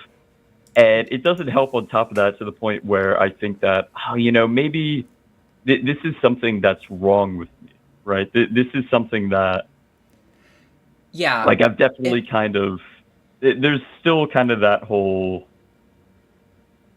like, Ben Shapiro owns Feminist 2016 kind of owned compilation, like, if I deep could, down there. Hop in really quick. I think Josie are both itching to get in. I just want to add, I think one thing that helps, at least as far as, to be sure, when we're talking about, the statistical certainty that you can have that transition will be right for you, well, the data that we do have suggests that people who have as Josie always puts it, the consistent, insistent, and persistent expression of a sense of self that has this gender that is not aligned with your sex at birth, when you're expressing that consistent, persistent, insistent desire to transition for extended periods of time, we have statistical models on this. That is exactly the kind of person who benefits from transition care. And so I don't know. I think when it comes to something that is so nebulous, like your that's gender, definitely a problem that I have. You cannot be more statistically sure than having that sense of self, right? Like, when I was about to transition again, what made me confident was when I was looking at the data, like, and seeing those things that Josie's always mentioning, that consistence, persistence. And I was like, well, at the time I was 22 years old. I'm 22. I've been having these feelings since I was 13 years old. I tried transitioning at 13, 14 years old. I think if anyone's going to benefit from transition, it's going to be me. And holy hell, it was right. And the only other thing I want to say... I think one thing that pushes the needle is the fact that you're having the thoughts that might be the case in the first place. Because I don't think normal cis people really ever give it much thought in the first place. It's just a natural alignment. That is true. The only other thing I would add for you is something that we've given to lots of trans people who are nervous about taking that first step. Then I'll pass it off to Josie, which is take the load off of trying to figure out on a grand scale, are you in fact a woman and are you in fact trans, and focus on a step-by-step basis. Are there aspects of your life and your presentation currently that you feel like are the impediment between people seeing who you are and how they perceive you? Like for me, like facial hair is a big one, right? So regardless of whether or not you're trans or regardless of whether or not you're a woman, maybe consider laser hair removal. And if that makes you go, wow, I feel better about myself, I think I'm a little bit more in alignment and I'm not having to worry about this thing that gives me dysphoria or anxiety, then you can be like, all right, that's probably a drop in the bucket towards me, in fact, being trans. And then you can try like hormone therapy. Does hormone therapy make you feel better and more secure? Okay, well then, probably at this point, girl, you're fucking trans already. So, you know, like, but, yeah, I mean, sorry. Yeah. I've talked a lot. My kind of idea here is doing those kind of baby steps where it's like, you know, I kind of want to ease into it. So it's like, if I'm feeling like, oh, this isn't for me, you can still kind of back out, right? Because I'm very afraid of kind of getting stuck at a place where it's like, oh, I messed up. Yeah. And now I'm stuck, right?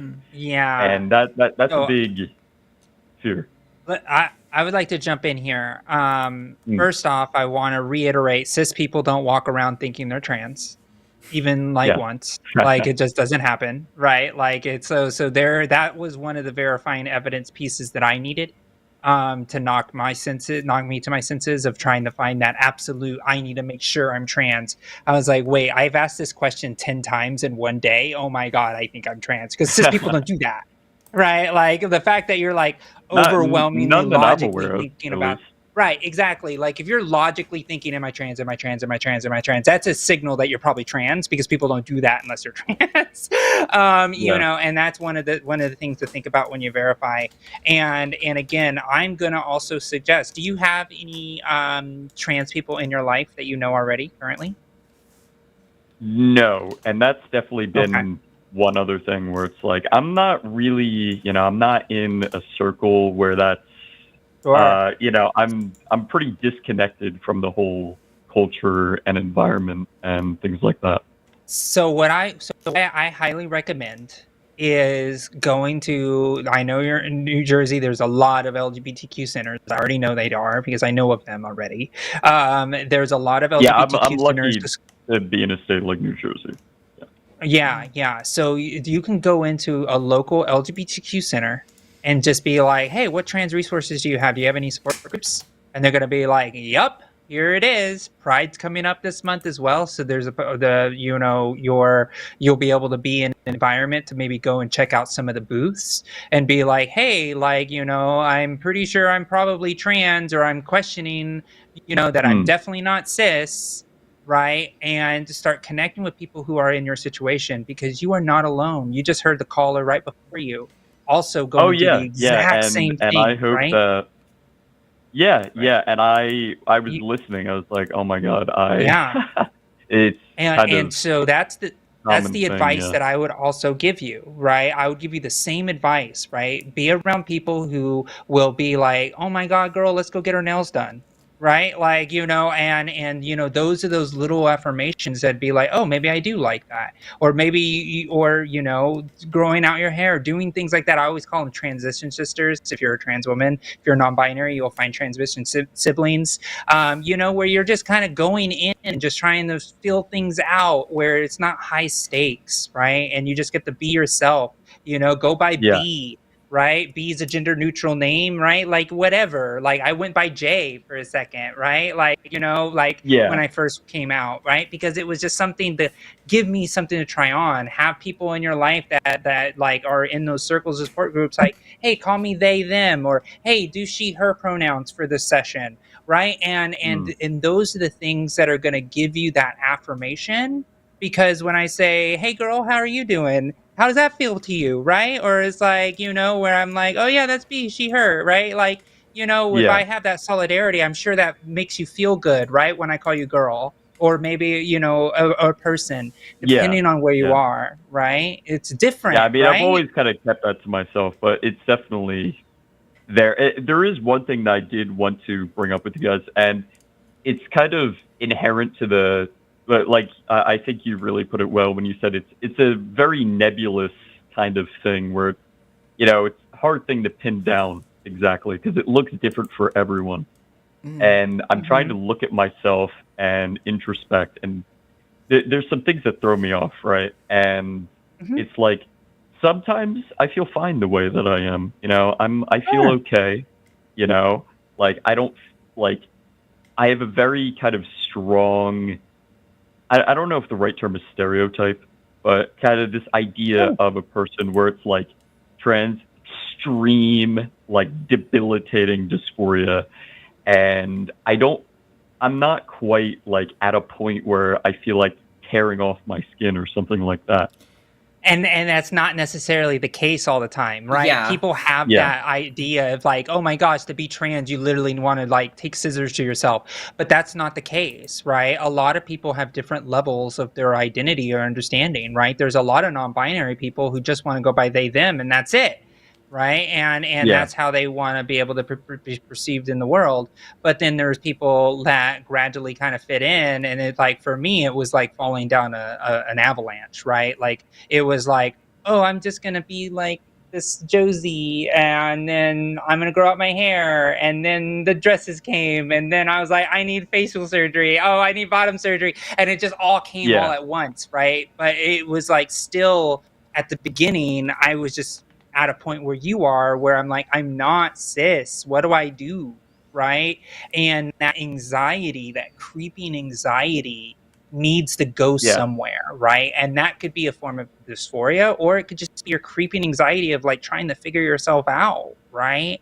So don't think that you're not trans enough, that I need to have a certain level of dysphoria because somebody else in front of me needs care.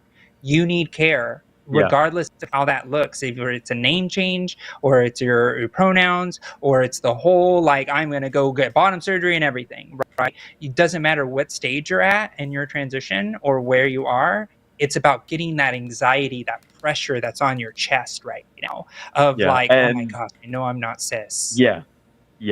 And the other big thing where it's like kind of my idea that I don't fit into is that a lot of people, and this is the biggest thing that kind of makes me question myself, is that as a kid, I didn't really have, I guess, the typical signs. Now, I was an only child, so I'm not really going to count like, oh, playing with toys, because I just played with whatever they gave me.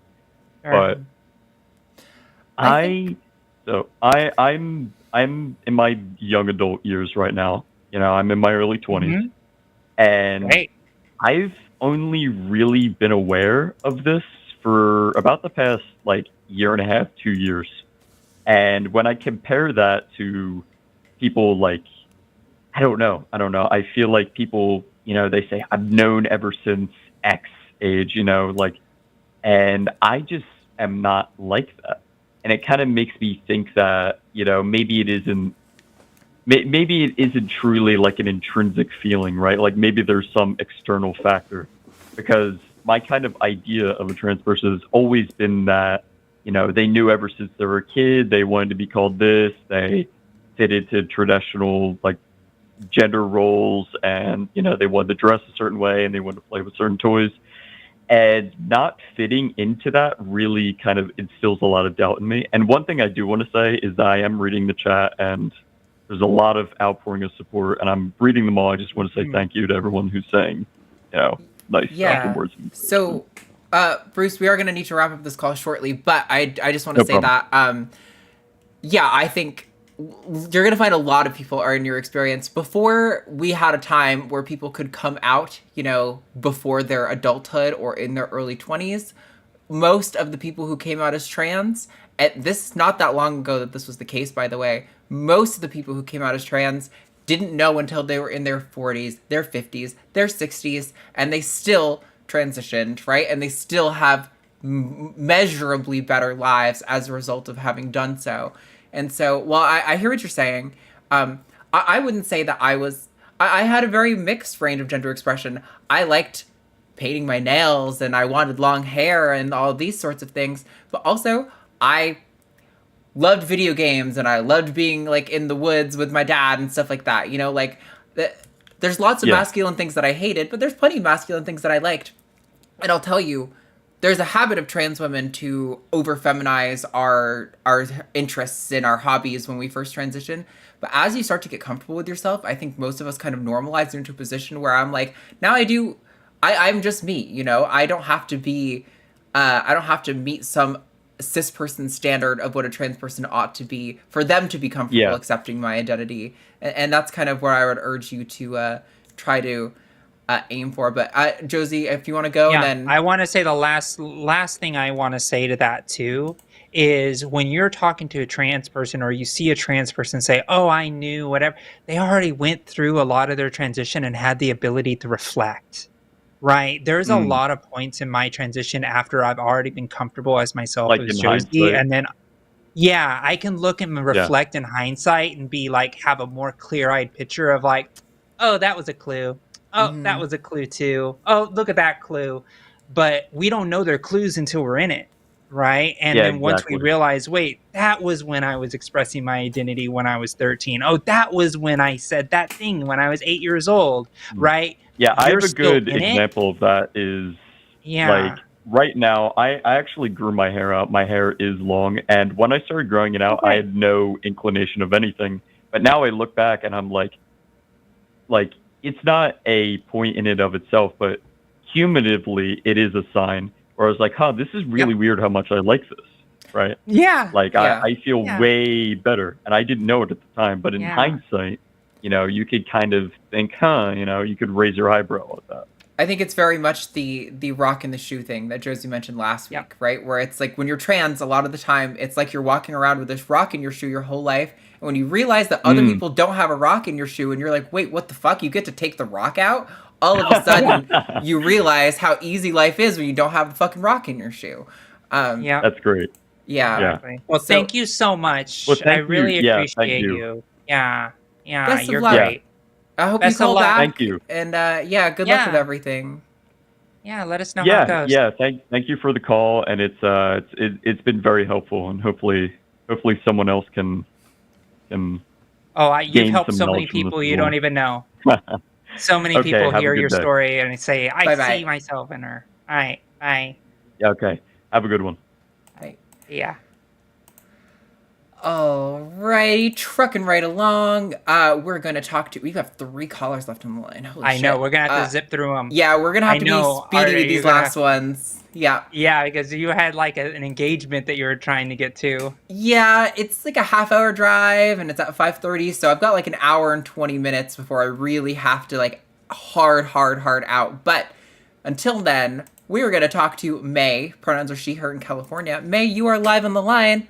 Tell us what's going on. Oh my God. Hi, Josie. Hi, Arden. So I've actually called the show many times.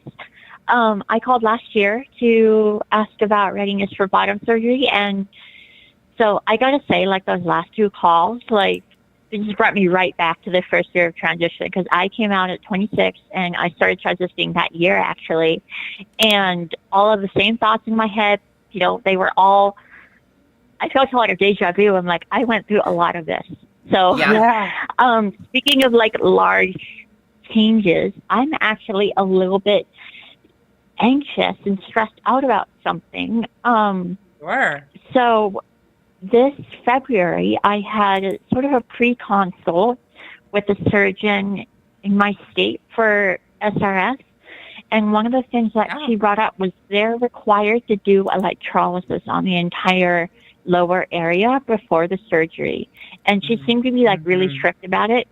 And I am in a lot of financial straits right now in terms of my budget and in terms of my life. Like I don't have a lot of options financially for what I can do. And she did mention that, you know, we'll schedule you another appointment in August or a few months from February where we're going to status check you and make sure everything's good before we get to a date next year. And, you know, I put it through insurance, Medi-Cal here, and it's taking so long. It's taking forever, like, to do that. And I'm getting worried that, like, that I'm not going to be able to have enough done by the time I need to meet my surgeon to have a date next year, and it's sort of like the only time that I have in 10 years to actually have this done. It's like the one chance.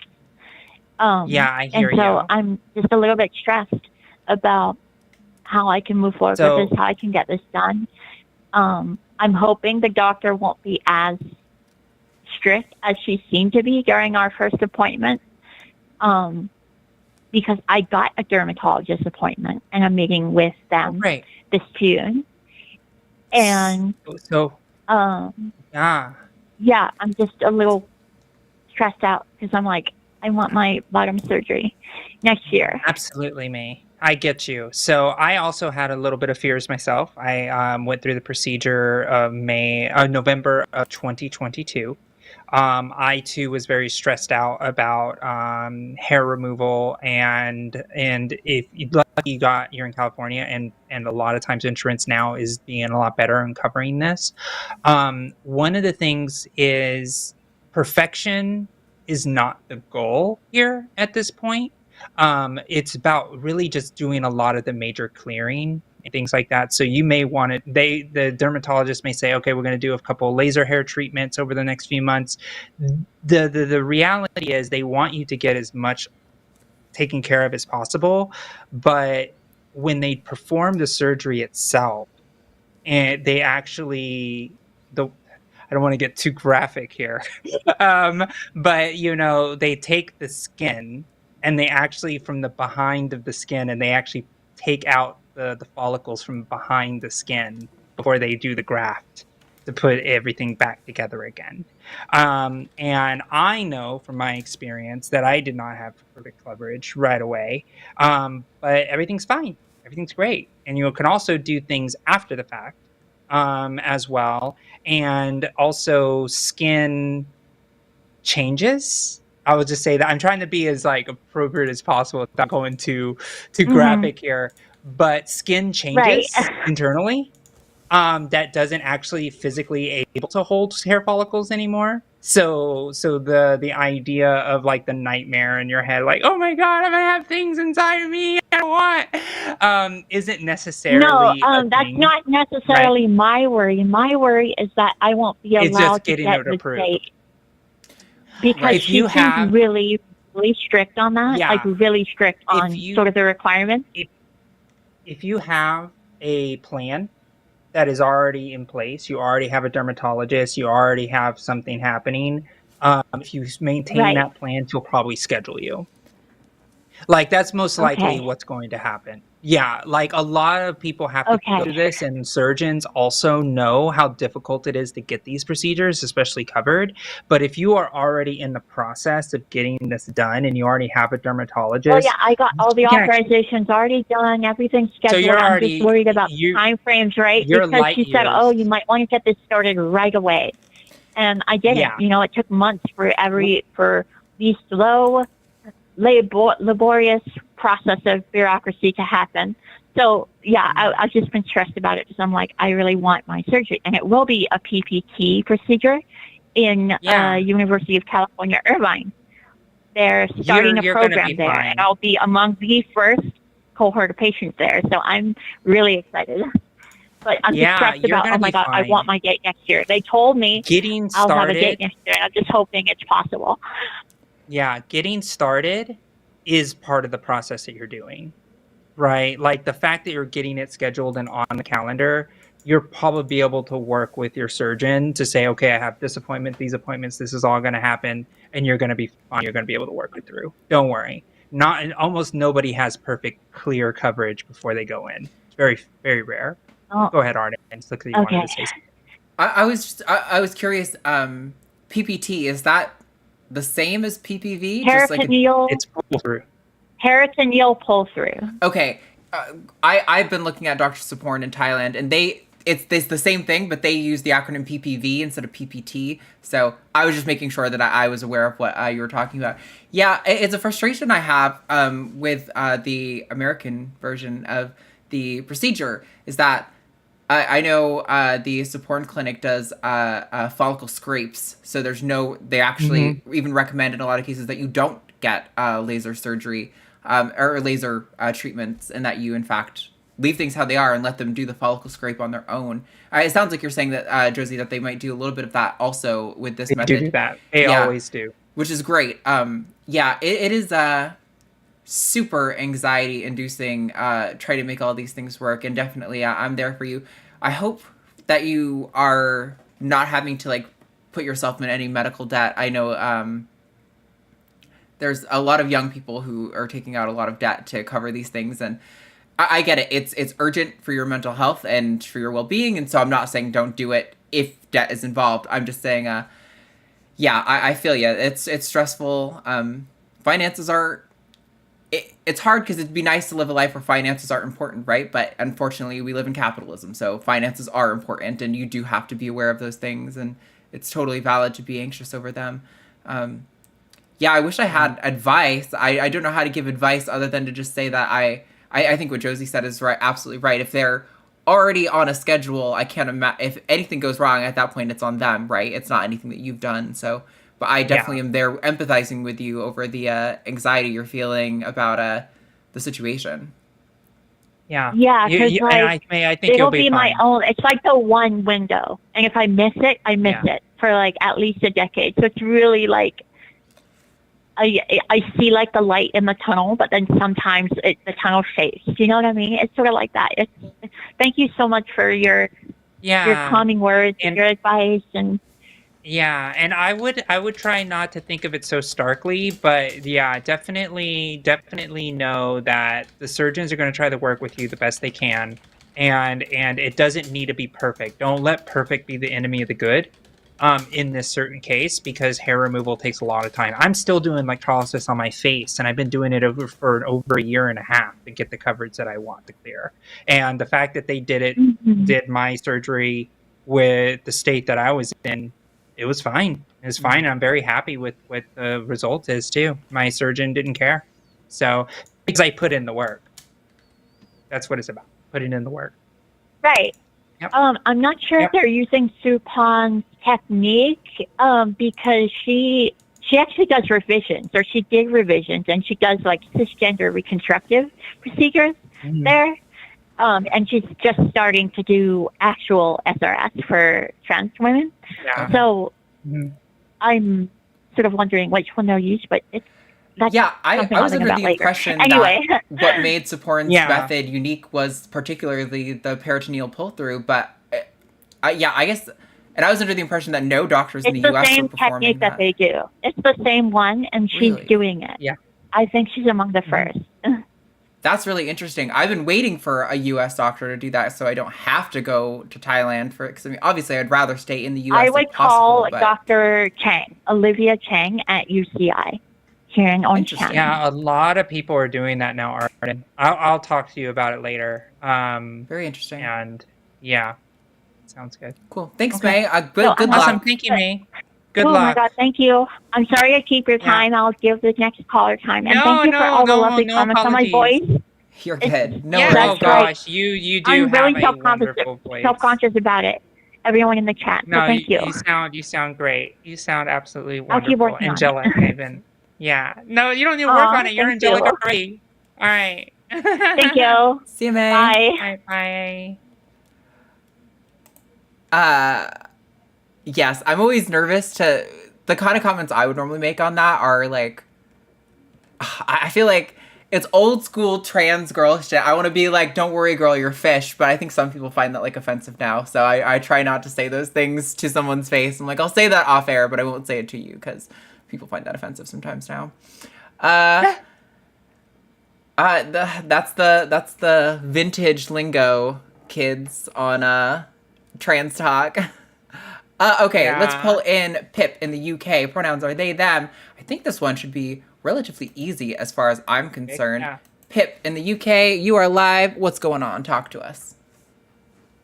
Well, this podcast has certainly defined the term of mood. Relates so much to what some of the previous callers have said today. Anyway, excuse me. I'll get straight to the point in that I'm an anarchist, and so I do not trust the state in the slightest to give more than even a token of, care towards, trans or civil rights in general. I am very much of the mindset that if we want to, obtain our civil rights, then we need to follow the example of, the Black Civil Rights era movement and do so via direct action. We need to demand our rights rather than begging the state to maybe just trickle it down for us, because quite frankly, I'm just tired of always making these compromises. It's always go for the lesser of two evils. And both in the US and the UK, the voting structure is such with first past the post and even the Electoral College that our hands are tied. We are basically being strong-armed into constantly, voting for one of two choices, and maybe we'll find the one who's, a little less, hostile towards us, and maybe doesn't want to completely erase us from, I'm gonna butt in. I know Josie's gonna have more thoughts than I am, so I'm just gonna be quick. I have issues with a lot of what you said. While I totally support direct action and fervent protest to demand your rights, at the end of the day, civil rights were passed in law. At the end of the day, and nothing short of a excluding a full revolution and fundamentally overturning our systems of government, the only method to more liberal policies is electing politicians. And I don't know about you, but I don't see anything. While tensions are certainly high, as far as I'm aware, we are nowhere near the conditions necessary to have a revolutionary flip of our systems of government. And so my advocacy of electoral politics is just on a practical matter of what is the most functionally effective way to achieve those end goals. But Josie, I know you're itching. Yeah, Pip, and I hear what you're saying, and I think that the way to think about how this systematic change looks at is like, I feel like you're looking at it from like, I don't have any agency in what those choices actually are. And currently at this moment in time, it's hard because a lot of people don't want to get involved in the systemic change. So for example, like I am very deep inside of the system right now as far as my advocacy, the work, the institutions, and all of the things that I'm working on. And there's a lot more people who are starting to look like me, be my age, be younger than me, that are actually pulling the levers of the people who are actually getting into power. And I think that looking at it from an outside pure point of view, it is incredibly disheartening because you're just like, oh my gosh, nothing is changing fast enough for all of us on the outside. But when you look inside the box, right, and you get into the advocacy and the inside of the system, you will see that things have shifted dramatically in a way that actually is substantial. And right now we are at a point in history, and I know that the UK is dealing with a lot more crap than what US is dealing with, especially with the NIH's decisions and removing puberty blockers completely and all of that. That's terrible. But when we look at like Biden versus Trump, yeah, those two options are awful. But I also look at the people who are actually in part of his administration, who are part of his campaign, the people who are going to be in power with him, and seeing what we could do to establish a change of the next choice. And it's not a perfect solution. And believe me, I'm totally establishment pilled. I used to be the person that was like rallying against the system, progressive, Bernie crap, like let's get it done. Let's have a political revolution. And I was out there on the streets on a daily basis, making sure that we were going to get that change. And now I'm going to be a Bernie delegate next in a few months, right? I know, I mean, a Biden delegate, not a Bernie. I've been a Bernie delegate twice, but I'm going to be a Biden delegate now because I'm going to be in the system, having those conversations with people and saying, hey, look, things got to change. And now because I am in that position of power, I can actually move those levers. So I would love to hear your point of view, Pip. I think we talked at you for a minute there. Yeah, I know I tend to ramble a lot, so I will try and, keep things concise. But I suppose that my feeling is that what happened, I don't know if you're familiar with what happened in the 2019 UK general election, but Jeremy Corbyn was a big political figure, and that for once, the Labour Party was not just this, right of centre, but they were actually, democratic socialists. They were actually advocating for change. And I was, literally campaigning, knocking on doors, trying to get people to, vote for Corbyn. And what happens? Yeah. His own party undermines him, spreading, the media spreads rumours about anti-Semitism and other nonsense. The issue was all about Brexit this, Brexit that. And in the end, his own party members were working against him to, get him out. And they succeeded. He stepped down the leader, and now we've got Keir Starmer, who is just another spineless centrist who has actively said, so I'll just finish on this one point. He has actively said that, he will, keep trans women out of women's hospital wards. And when we're up against that, I really need to cut in, Pip. I really need to cut in. I really need to cut in. I'm sorry, Pip. I really need to cut in. So, I feel your frustration. I really want to continue this conversation. However, the jury of the Trump hush money trial has come to a verdict. We don't know it yet. God. We don't know it yet. But they've come to a verdict, and I really want to get this show wrapped up. I already let the other caller go, so I'm going to end this call right here, Pip. I'm so sorry to do this, but we really need to get this show wrapped. No worries. I know this is a very hot button topic, and I can rant for ages, but thank you for at least, talking to me, and I might call back another time to hopefully have a bit more time to discuss it, Yes, I do want to continue this conversation with you, and I appreciate you calling in about it, so definitely call back another time. Thanks for calling in, Pip. I will do. Bye for now. Bye. Thank you. Sorry, Pip. All right. They're still deliberating. They're going to be coming out soon, so I have it now live on my computer. Yeah. Keep it up. So good to know. I'm really hoping we can end before we get the verdict, so that way people can go hear it and feel whatever they got to feel about it. Because I'm a little bit nervous. I don't particularly love covering breaking news because I'm not a news person, but. Let's try to hit these super chats, and hopefully we'll get out before it comes through. But if not, we'll talk about it live on air because it's important. So fucking $5 from William Mattis. Who does the cooking in your homes? Any pride-related stuff you two wish to say? Do you know if Jamie Dodger on YouTube? Can either of you dance? Wow, a million questions. Matt and I both cook. Matt cooks a little bit more. Trans liberation now. I know Jamie Dodger. I don't know him personally. I know of him. Love to have him on the show, but I think he's declined, too busy before, something like that. I don't know. Dancing, I don't know. I can move my body. That's about all I'll say.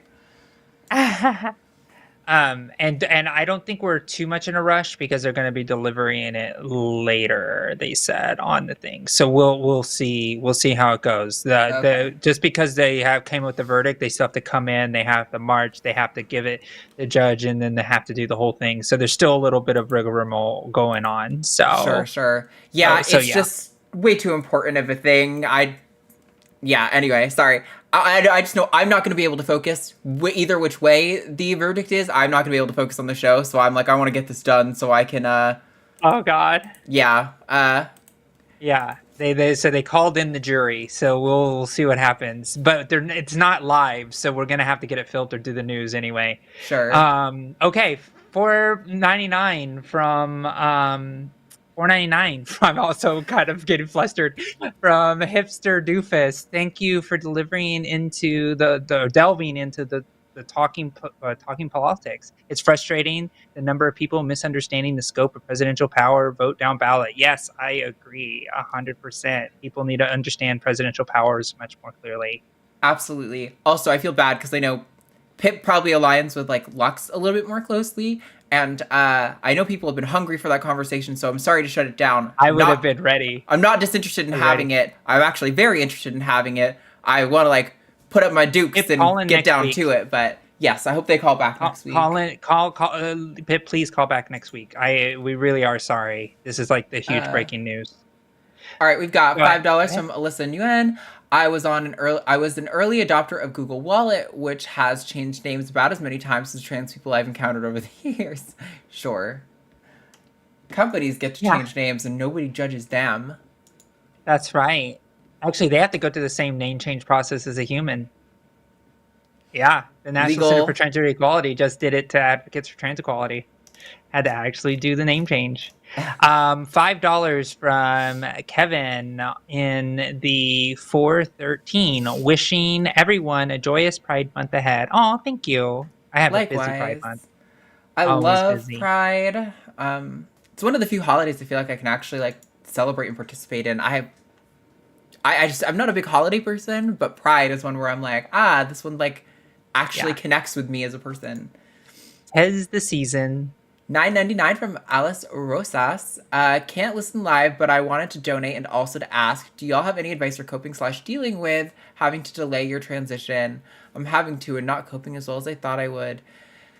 Yeah, that's really hard. I mean, I think like, we talked to May, who's worried about, potentially her surgery getting delayed. I've had to push back the notion of bottom surgery a lot, many years over. And it is hard, but it's just kind of where life is right now. So, you're no less of a woman because you haven't gotten hormones or surgery or something, or a man. I don't know what your identity is. So,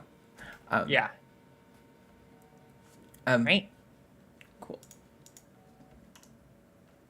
$10 from Mo Scoville. I'm going to correctly label this show as amazing. Happy to finally catch the show live again. Keep up the great work. And Team Arden didn't even ask for it, and she's getting I love Mo. Mo is such an awesome person. Really cool dude.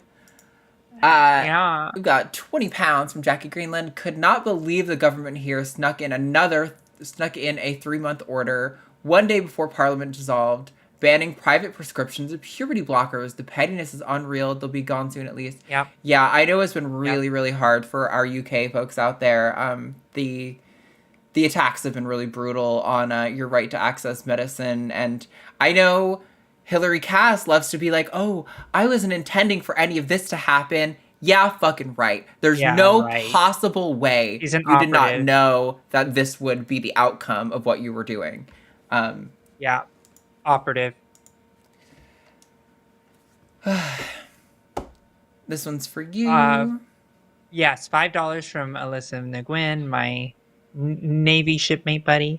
When anti-discrimination laws were in California, U.S., nothing about decent people behave changed. Gender criticals or vision for trouble. They should split. Yeah, split like an atom. Sorry, I read it because I feel like I had some. They're guilty.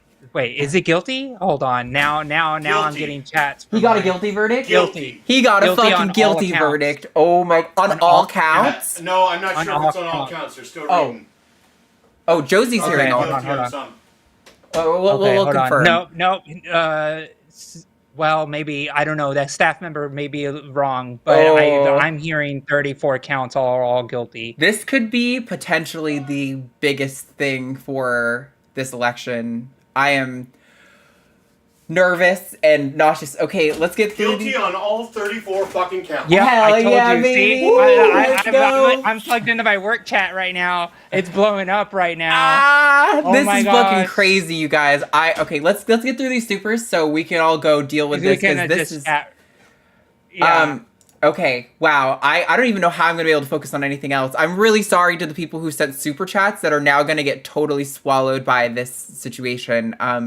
This is just, like, potentially one of the biggest thing in American politics, like, to date. And we were here on Transatlantic Call-In Show. Hey, everybody. You heard breaking it first. News. Yeah, you heard it first. You heard it from the right people right now, right here. So you remember where you were when the guilty verdicts came in. You were right here with us. Mods are saying caps are acceptable right now. Yeah, people are a little excited. $4.99 from Gayest Husky. Turfism, aka gender criticalism, the ideology / cult that teaches that a woman is nothing more than her genitals. Yeah, that is basically the outcome of a lot of gender critical ideology, right? You are... Maya Forstater literally said, like, women in prison are regrettably like a whole. Like, she literally said those words. Like, it's disgusting.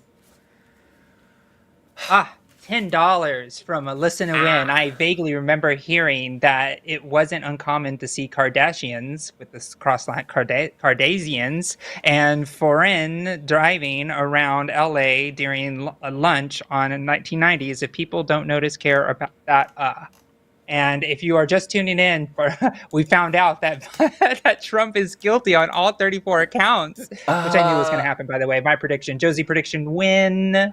I was thinking it was going to be like a split, not hung jury, but where they find him guilty of some of the counts and not all of them. That was my suspicion. I knew it was going to be all. But that's a Josie prediction. Always follow Josie predictions. What makes me nervous now is what is the punishment going to be? Is he going to get sent to prison? Because I'm not confident. There's going to be a completely different sentencing hearing, so we won't know today. Oh my God. Yeah, I see Jimmy in chat saying Trump is officially a convicted felon. That's crazy. Yep. I can't believe we are literally living through the first ever criminal conviction of a U.S. president ever. They're going to see the poll numbers drop by like 20%, probably. Like, it's going to be like a 10% swing. Mark my words. This genuinely makes me emotional. Like, I kind of almost feel like crying because, like, it's so scary. Like, we talked earlier about how, you know, the reason this stuff is so important is because, like, it's really scary being a trans person, having your rights always up on the table, and to think that, well, I'm not the craziest Joe Biden fan or anything like that, that maybe, potentially, the next 4 years, our rights are a little bit more safer, and this might be, like, the deciding factor in securing that win. And you know, from all the political analysis that I see, and all of the work that I've been able to do, this is the most difficult thing that Trump is going to overcome. And this is one of the things to tell people too. Oh, Democrats wanted to convict Trump and everything that. If Trump was considered innocent, that would have made it for sure he would have been elected the president. The stakes were higher for us to lose than to win. So the fact of the matter is he lost because he had more to win in this loss than we had to gain. But we were counting on law and order. Law and order, a jury of his peers. Americans trust the jury of their peers. So that's it. It's done. I knew some analysts are worried too because there were like 2 lawyers on the case, and sometimes they think it might be easier to convince a lawyer of reasonable doubt because, you know, maybe they're more used to hearing these sorts of arguments, but I'm glad that did not happen. Okay, 10 Canadian from Kathleen Moncrief. What an extra wholesome show today. I'm just sitting here even pretending I'm not crying. I know, I feel really bad. We had to let one caller go. And I'm really sorry to that person if you're listening, but there was another person who was in the same, it was another, I think I might be trans, I'm struggling with that conversation. In my mind, this was really urgent that we talk about this, and we'd already talked about 3 people like that today, so to that caller, if you're listening currently, please do call back next week. We'll try our best to prioritize you. Tell the screener next week that was you, and we'll try to make you first. Yes. But yeah, absolutely. This is just, this is really important, and it demands our attention, so... Holy fucking shit. $5 from Haley. I'm not even going to try to pronounce it. I'm sorry. Love the vibe today. I wanted to call in with the topic about mother-in-law, but I was late, and I may have killed the vibe, maybe another time. We call in another time. Go ahead, call in another time. Definitely don't worry about killing the vibe. This show's for all... trans-related topics. Don't worry about the vibe. It's our job to keep up the vibe. That's so true. See, this is why Josie is so good at this. $5 from William Mattis again. Do trans women experience period symptoms? Oh man, you're trying to cause controversy here, William. I do around the last week of the month where I'm bloated, crampy, grouchy more, no offense intended. I have not, now granted, I've seen mixed, there's some arguments on this that I find compelling, because obviously the abdominal cramping that cis women are going through is muscular and does not exist in their actual physical womb. Those are abdominal muscles that are flexing to affect the womb, is my understanding. And so there's a reasonable case that trans women could go through it. I have actually not seen compelling evidence, though, that suggests that trans women experience what should be considered period symptoms. I don't know.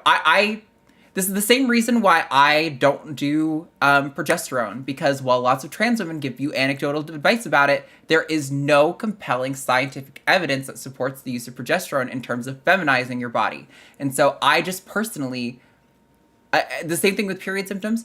By the way, cis men experience hormonal cycles that affect their body and their mood. So it's like, it's just kind of like a human thing to go through that. And the utility... It's idiosyncratic. Yeah, and whether or not we're calling it a period, to me, it feels complicated and loaded, and this really should probably be a call. You should call in with this topic. I think that could make a really interesting call. I'll try to remember to do more research in between for that. Yeah, it's idiosyncratic. Hormones affect everybody differently, so it's completely possible, and I do get symptoms myself. So I don't know what they are, but I get them monthly. I'm cycled up with my partner. $10 with cheeseburger on bathroom bills. I believe that they are put into place solely with the purpose of putting trans people into potentially dangerous situation. I'm being paranoid. I might it's pretty reasonable.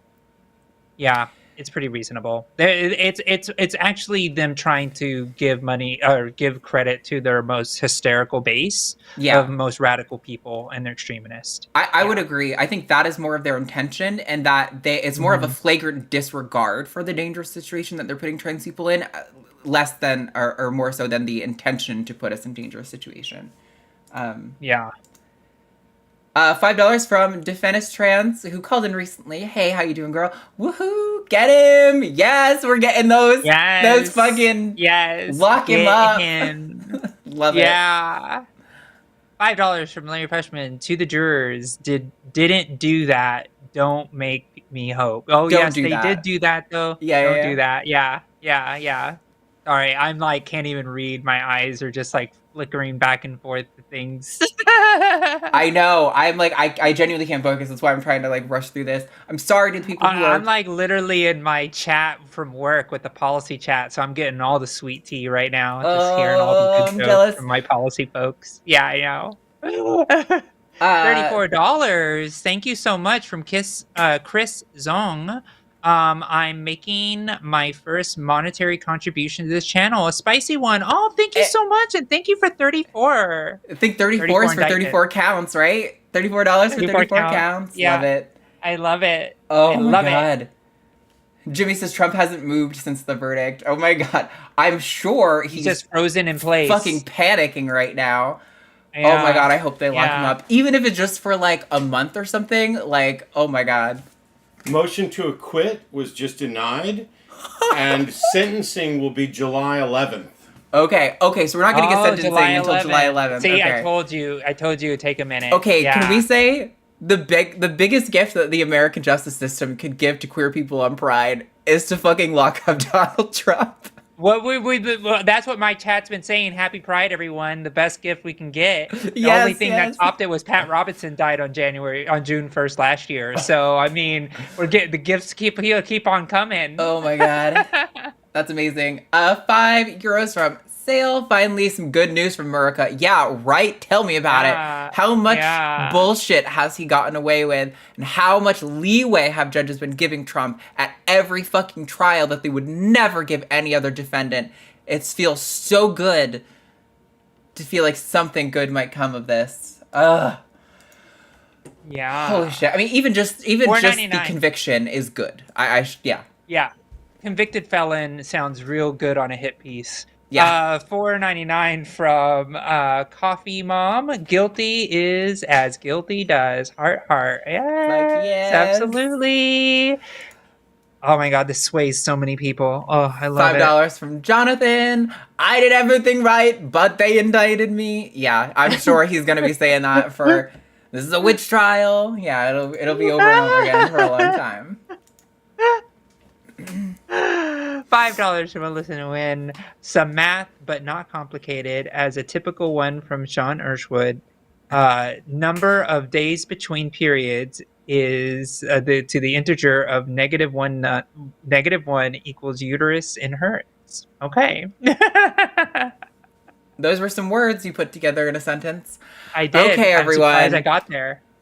That was the last super chat. Thank you guys so much for tuning in, and thank you guys for understanding the severity of the situation. Trump is apparently... His literal first words that he just said, this is a rigged trial. This is a rigged trial. He's talking right now. I see another €5 from Sale saying celebrate your victories. We will celebrate tonight. Thank you so much, Sale. I'm about to go pick up a what's called a Rankin's dragon. It's like a tiny bearded dragon. They get about half the size. Fun. Now I think Matt and I are probably going to go have a drink and dinner to celebrate this beautiful, beautiful news. Yes. I hope you lovely people all do this too. This could be potentially one of the best things for this election cycle. This could secure a lot of security for you people, for my lovely, lovely queers and trans folks for the next 4 years. I really want this for us, and I hope you do too. So, Josie, is there anything you want to tack on before we wrap up the show here? Well, I just want to say Larry Fishman got a $5 in there for the jury better go into protective custody immediately. Yeah, no kidding. But yeah, this is historic. Everybody, just remember that this has huge cascading effects. And next time I'll see you next week, I'll give you a little quick update on how I feel about what's going to happen at the end. So next week, let's talk about it. But yeah, go subscribe to our Patreon, patreon.com/calltheline.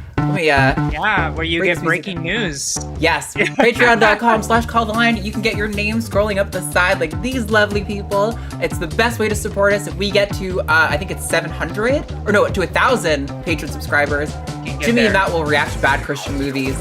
Fucking love you guys. This is amazing. Thank you guys for making the vibes on the show so good. See you next week. So happy. Bye.